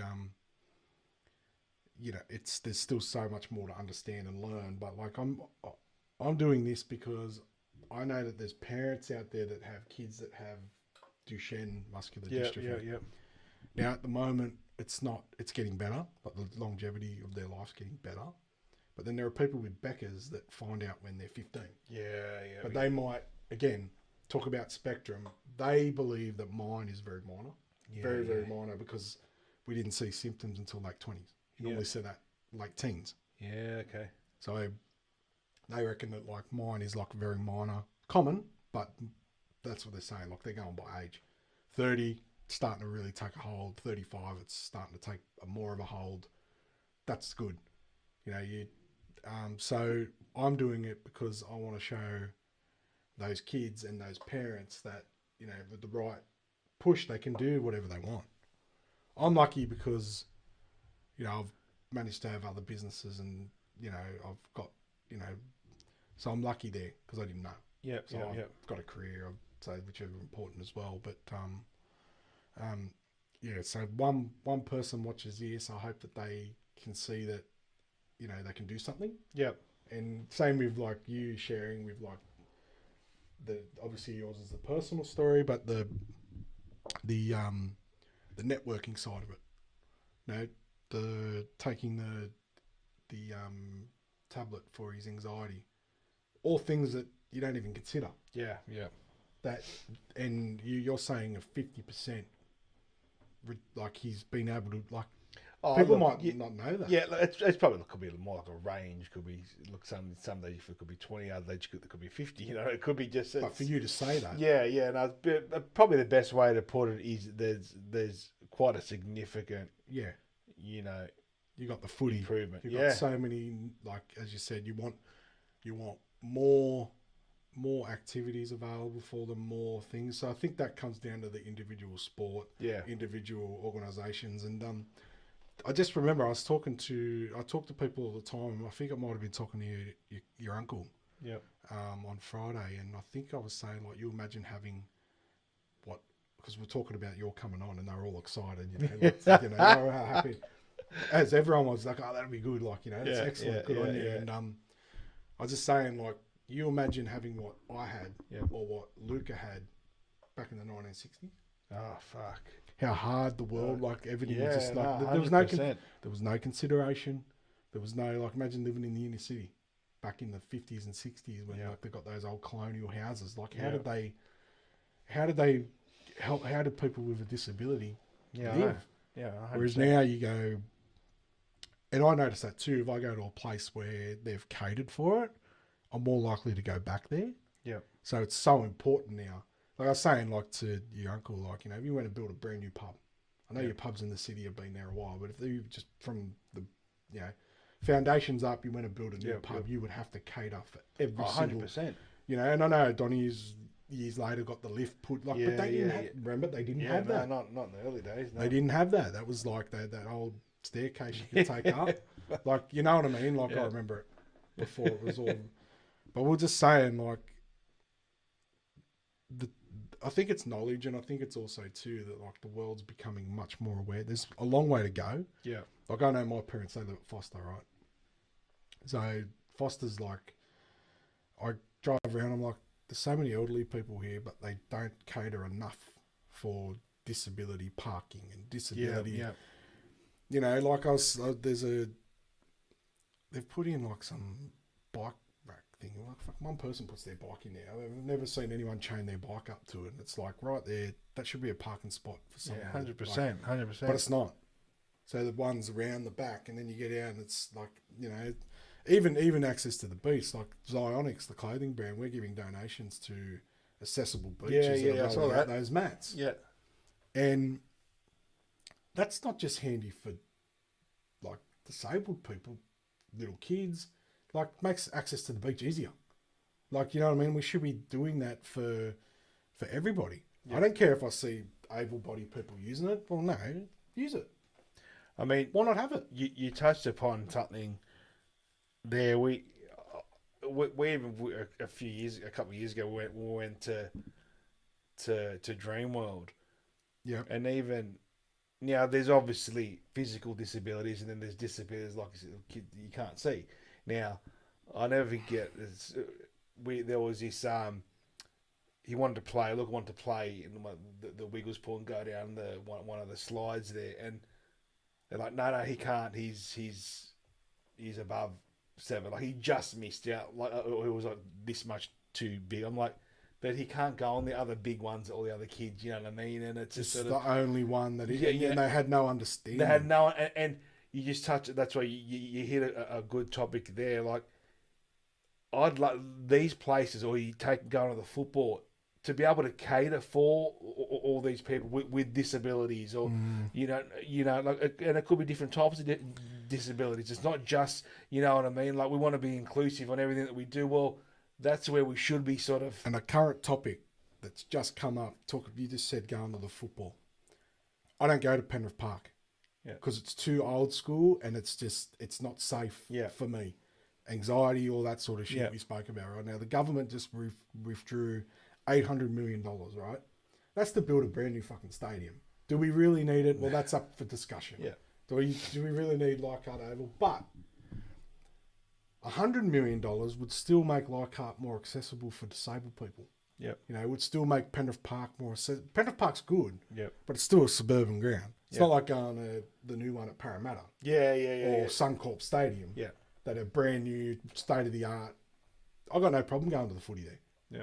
Because it's just perfect. But I'm just like, yeah, you took away $800 million, but what about all the people that you could spend $100 million and actually make all of those grounds more accessible? Yep. I might want to go to Leichhardt Oval.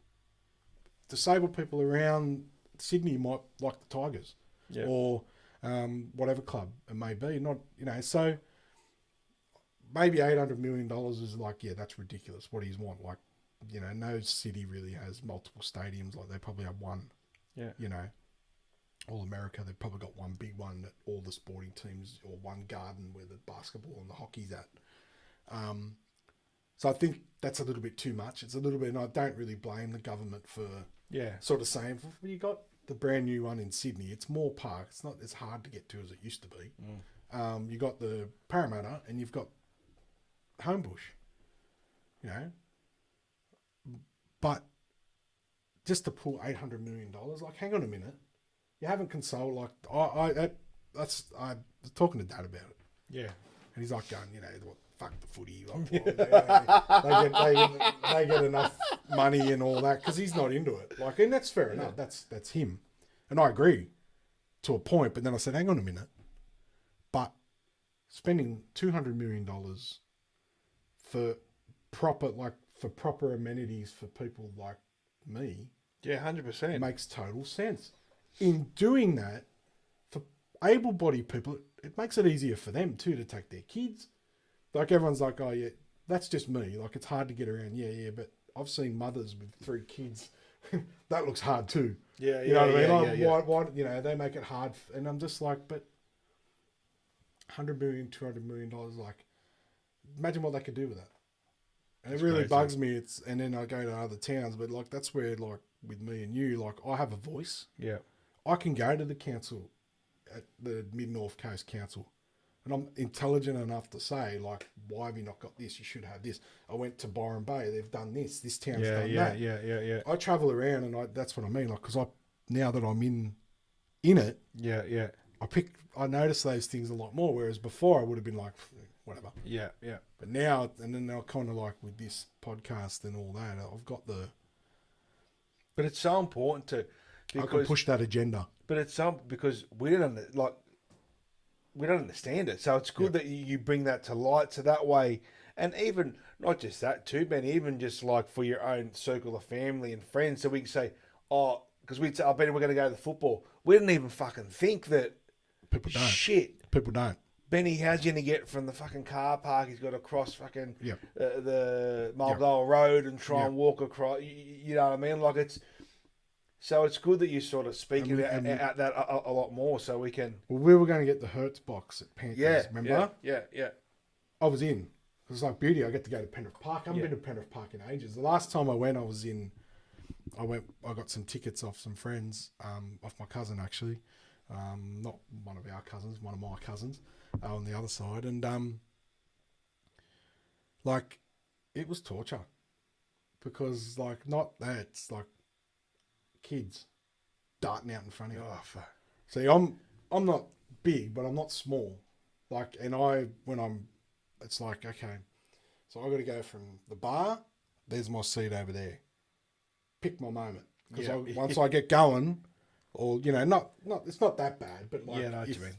if I've got to go somewhere, I just got to make sure that I look. Yep. Go the easiest way. Okay, it's not going to, but when you're at the football, there's kids darting out in front of you. You got to stop. Like, so you got to, whoa, like, and they don't understand. Yeah.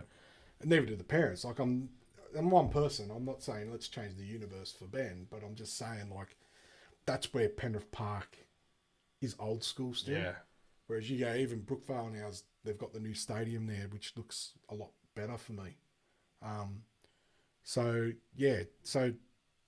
that's where I'm saying suburban grounds are good, but not for me. Yeah.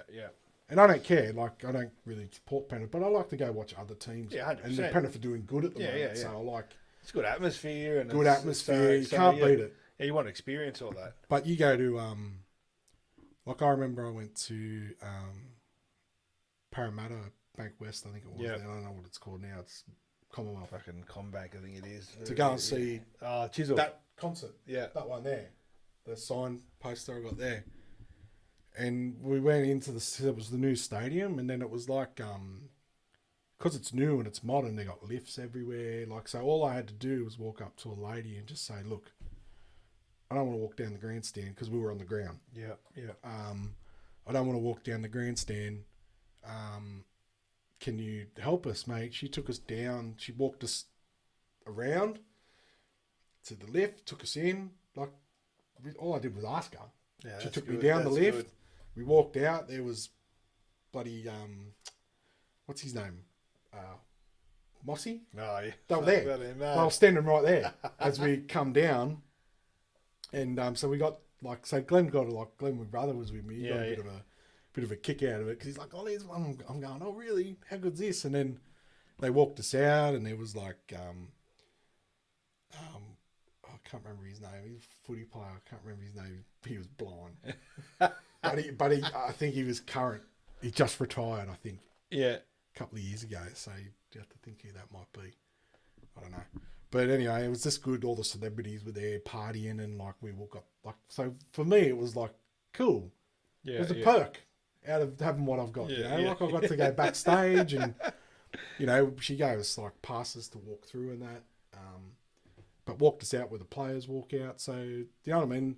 Yeah. And then the one thing I regret is, like, anywhere I go, like, all I need is a chair, like, that's like that much higher. Yep. I'm fine. Like, a cafe's got a bar. I'm in. I love it, because I've got the high stool. Yeah, sit in the bar. yeah. Makes my day easier. It's not that, just, little things like that, like, just at a stadium, they should have plastic stools. Yeah. Like, ring ahead. Things like that. So, yeah, I don't mind sharing those stories, because it's like, But it's good today, because otherwise you wouldn't even think about it. No. Like, it's. No. That's right. So the new stadiums and stuff like that, I love, because it's like they build it like so good. Yeah. Like that, like Suncorp. That's so good. You could stand up all day. Yeah, I know. Because the way they've got the Way bars they and got that. it designed. And they've done it at Combank. Yeah. Or whatever it's called now, the Parramatta one, the same. Yeah. So little things like that, like the old Moore Park. Yeah. To go to I called it Moore Park, fucking SFS. Moore Park. How old am I? Moore Park, yeah. How old am I? Jesus. Not that old. And like, even like the outside of that, it's all old.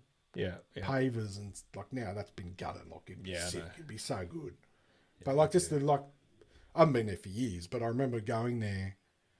I was fine when last time I went there to watch a game or a concert or something, but I'm just thinking now, That would be. I was the Wanderers. Yeah, The grand final. yeah. We were going to all the Wanderers games. I was playing the Sydney Blue team. Sydney FC. That's him. Yep. Haven't watched the game of A-League. Is it still around? No, fuck, I don't know. But so we went to the grand final there, and I'm just thinking that was a punish. Yeah. Because it's just not up to standard. So but anyway, I hope to go on and push the agenda and get people. You're doing a great job. But man. what you've done for this is like you've given the other so $100 million. I'm just thinking from the physical improvements they could do. Yeah. But they could spend like you were saying like what was the word that you used? I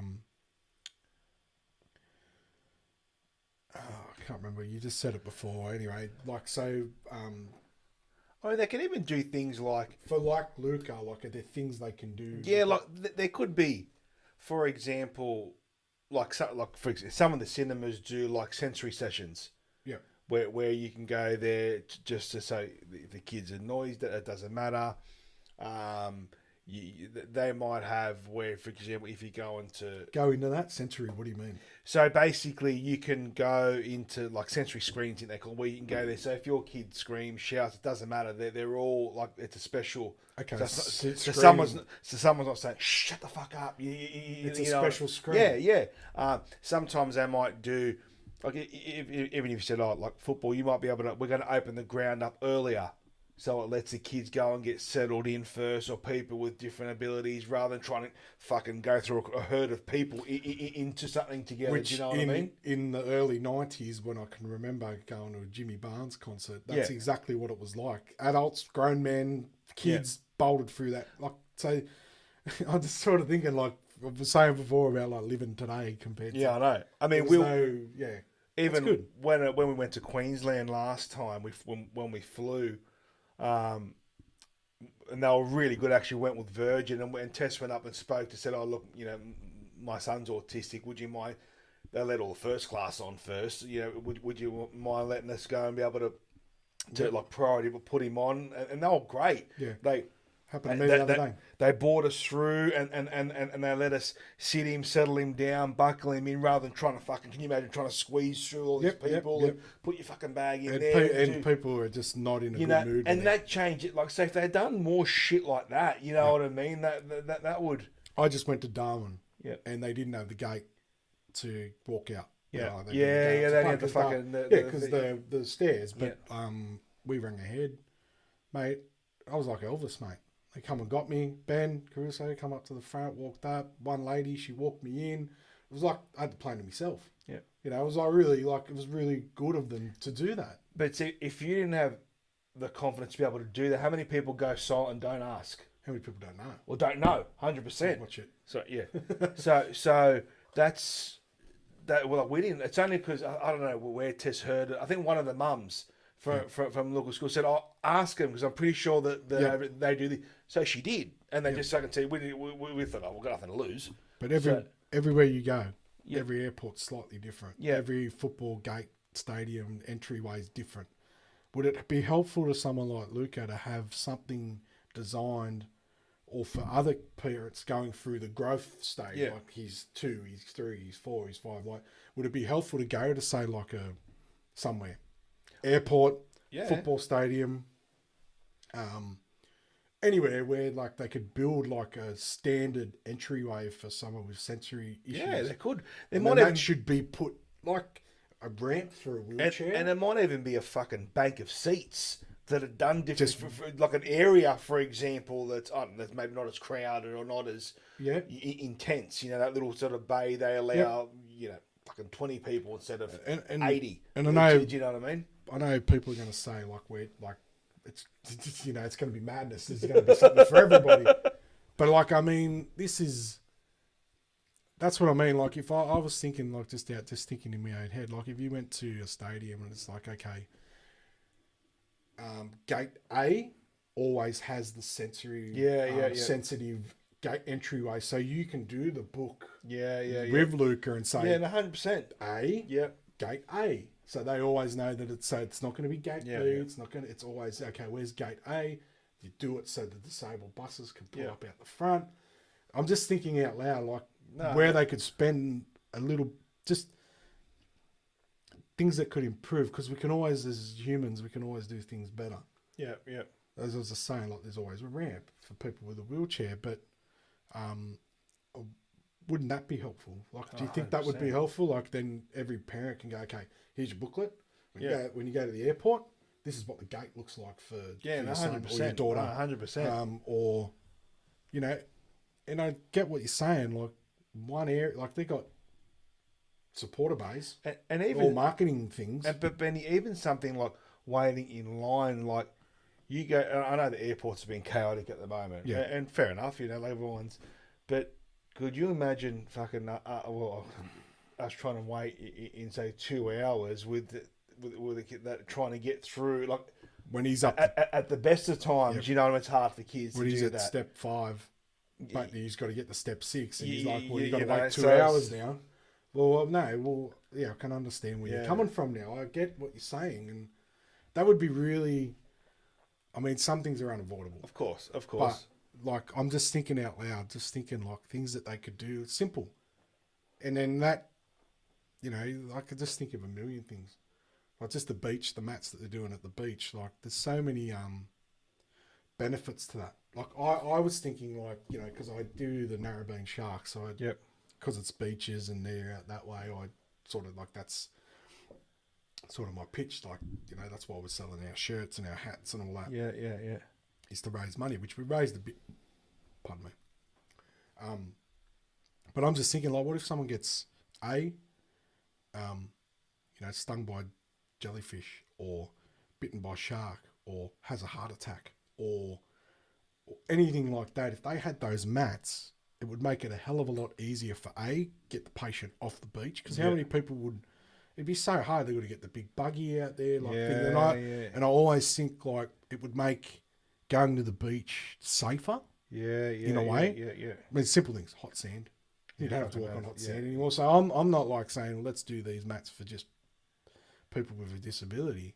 Yes, that's what predominantly it's for. But I was just thinking, like, so many things that you could do on the broader, like, on a broader spectrum that serves all people, and then at the same time serves people with, like, that aren't able-bodied or sensory. And, you know, I think if we sat there for a couple of days, couple of hours, and come up with a bunch of scenarios, I reckon you could find ways that you could do it better.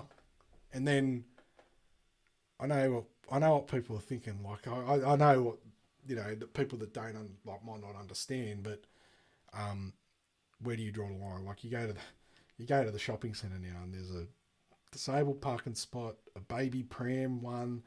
You know, there's so many. Everything. I know what you mean. Everything's marked. You know, like, oh, this is for this is for that. And then, even though I don't know if people know this, but if there's no like disabled parking spots, that actually you can park in the one with the pram. Like, because it actually, I think that's the rule. Like basically, because I don't think they can fine you for parking there, but I know I've done it. They can't. Well, I don't. But I know I've done it before, and you know, people have kind of like looked at me like, you don't have a baby. Oh, where's your pram? And I'm like, oh, okay. Yeah. But that's what I mean. Where do you draw the line? Like, obviously you're going to have, but I mean, disabled parking's for people with physical and like the mental spectrum side of that. But I'm just thinking, like, there's so many things they can do, simple things, and then keep building on it. And I think that they could help people a lot. Mate, actually, just one other thing too, and I'll jump back a few things that really... said we're going to wrap it up. I know. Here we go. Is, mate, when we got our dog... Yeah, okay. Luke, mate, game changer. Really? Yeah. Yeah, well, so we got our dog just before Luca was born, and Baloo is like... It's like when he was young, it was like a calming... Really? Calming influence, yeah. It's like his little protect come and stood next to him, and sort of, he was just, mate, pets, I'm telling you. But dogs especially. Yeah, They mate, can sense it. we've always had dogs. We're dog, but Yeah, he me was, too. mate, he's so calm. What is he? I got a German Shepherd. German Two of Shepherd. them now. Okay. But he was so good with him. He was a lot more calm when But dogs a little know. bit around. Yeah, I come and stand right next to him. Yeah. Come and sort of.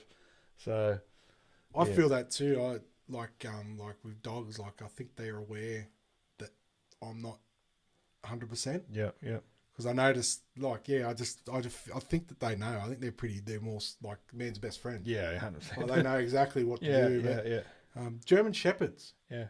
I thought you were a Rottweiler man. No, well, Dad did, and then Adam's Adam's had got the Rotties, and Rotties, he's yeah. got another little one now. But no, German Shepherds. Okay. Yeah, So you've always, yeah, okay. Well, we boxers. So, yeah. So, well, Danny's got a bull terrier. Is he? Cross, oh, mate, what a dog. What's its name? Rex. Such a good dog, eh? Smart. Yeah. Yeah. What do you call it? Joe was doing the washing. Yeah. Kids were on the swing. Brown snake. Fucking went after the boys were on the play set. And brown snake and fucking Rex killed it. This just recently. Yeah, this is like probably a couple of years ago. Jeez. And Rex killed the snake. Just went like protect. That's what I mean. They're smart, eh? Because obviously Joe must have screamed, and went after the brown snake and killed it. Wow. There you go. No fear.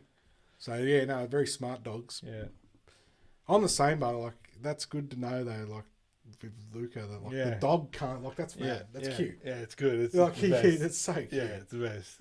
So, but is he still like they with the dog now? Oh yeah, yeah, Mad. yeah.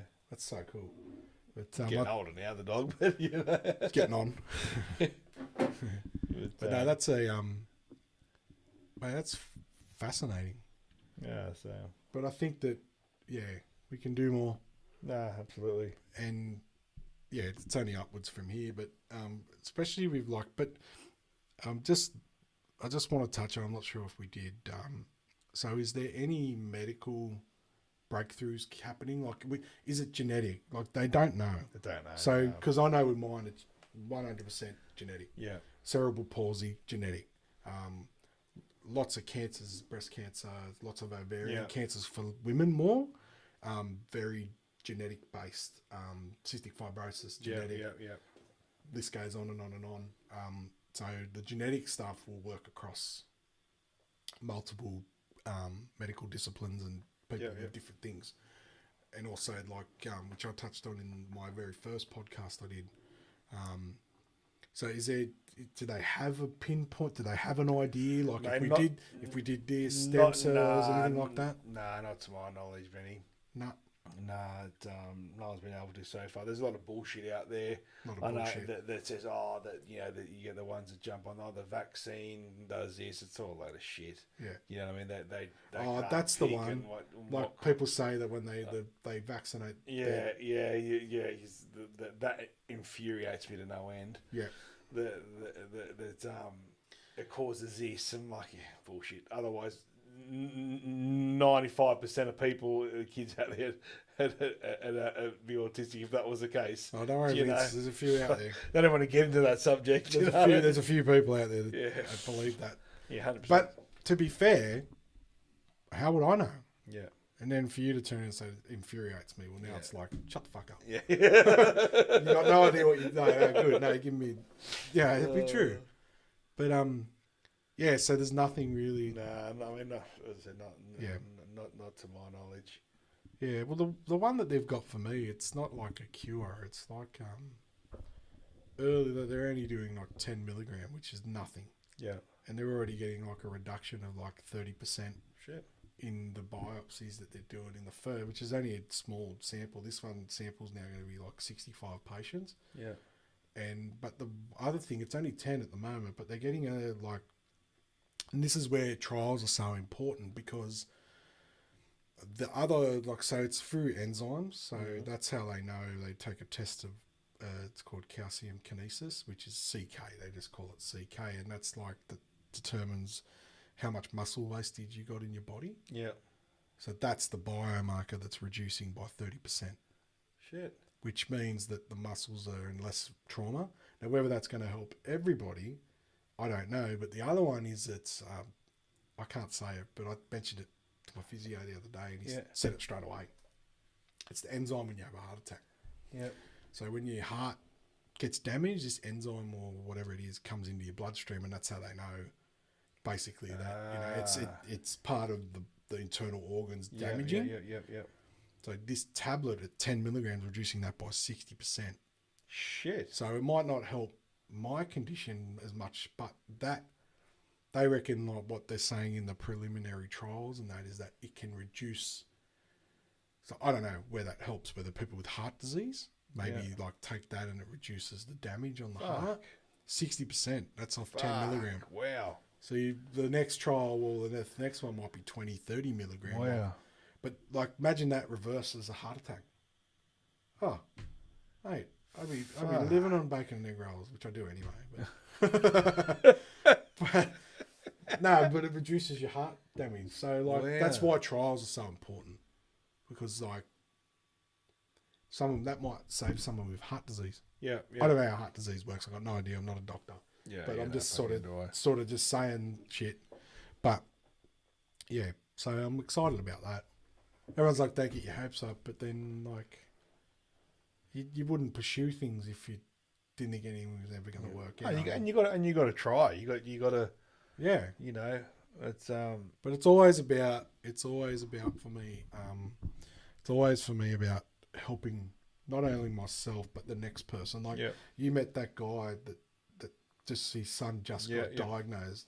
Like, that's your knowledge is invaluable to him.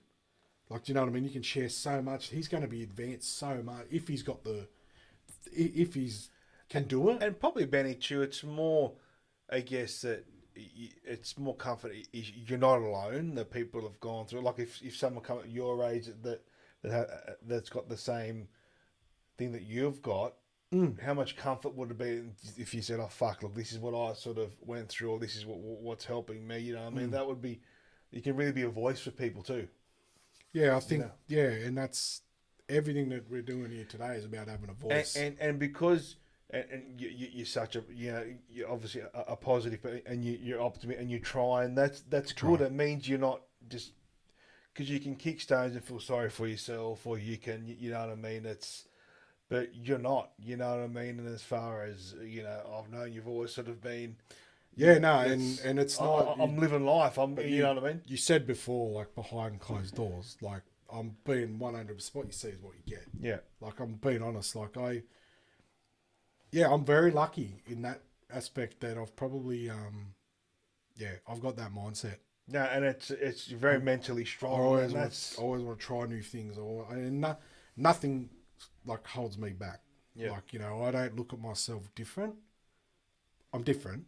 But not that way, you know what I mean? Like, I don't see myself as like, things may be a little bit harder, but I don't look at life that way. I feel it's the same Ben you knew when I was 20. Yeah. Obviously, not, but you know what I'm saying? Like, the same person along the journey. So you're better looking now, mate. Yeah, well, thanks. I don't know what that says about me before. But no. We could talk for an hour about the good old days. I was thinking about it today. I think that might be like a different podcast. Can you put fucking warnings on it before? But what I was thinking about before we wrap it up was like, do you remember Penrith? Like, you were older, you come along before me, so it's probably worse for you. Yeah. But do you remember the good old days of Penrith? Like the Wild West. Oh yeah. Kids have got no idea. No. That was I was just thinking about that driving here like earlier. I was like, what if we go there? Like, fuck. Totally different. Penrith's come along leaps and bounds since then. Yeah, it has. Yeah, it has. I used to have some fun. I don't know if he watches, but I know he follows me on Instagram. One of my mates, right? Yeah. This is how easy it was back then. Somehow he got a second driver's license. I don't know how he did, But he got a second driver's license. I don't know Yeah. what happened. And he'll know I'm talking about him. I don't have to say his name. And he goes, oh, take my second driver's license and use that to get into Panthers or use that to get into clubs. Now, my mate has blonde hair with tips and blue eyes. And trust me, my eyebrows have not gotten smaller. He's got none. He's got no eyebrows. And he goes, use this. And I said, bro, how the fuck is that going to work? Me, like dark eyes, dark eyebrows. You got blonde hair and blue eyes. Oh, He's like, no, use it. Fucking worked every time. Never got knocked back. I couldn't believe it. Ever. Oh, God. I don't know. I swear, Vince, it looked nothing like me. Oh, fucking hell. That was the good old West. Oh, yeah. Yeah, mate, go in. No, Yeah, we had some fun times. too many. Yeah. But onwards and upwards. Absolutely. So we'll wrap it up there. Yep. Pleasure. No, talking to you about this one. thanks for having I me. Really didn't, appreciate it. You know, this is a big deal, more of a big deal for you. Like, Yeah, you know, no, to come on no. here and talk. You probably haven't spoken openly about it. No, it's well, especially not in this forum anyway. Yeah. No, it's been really good. I've enjoyed it, and yeah, We'll have to do it again. no, 100%. Yep. All right. Cool. Legend. Wrap it up there. Thanks, Benny. Cheers.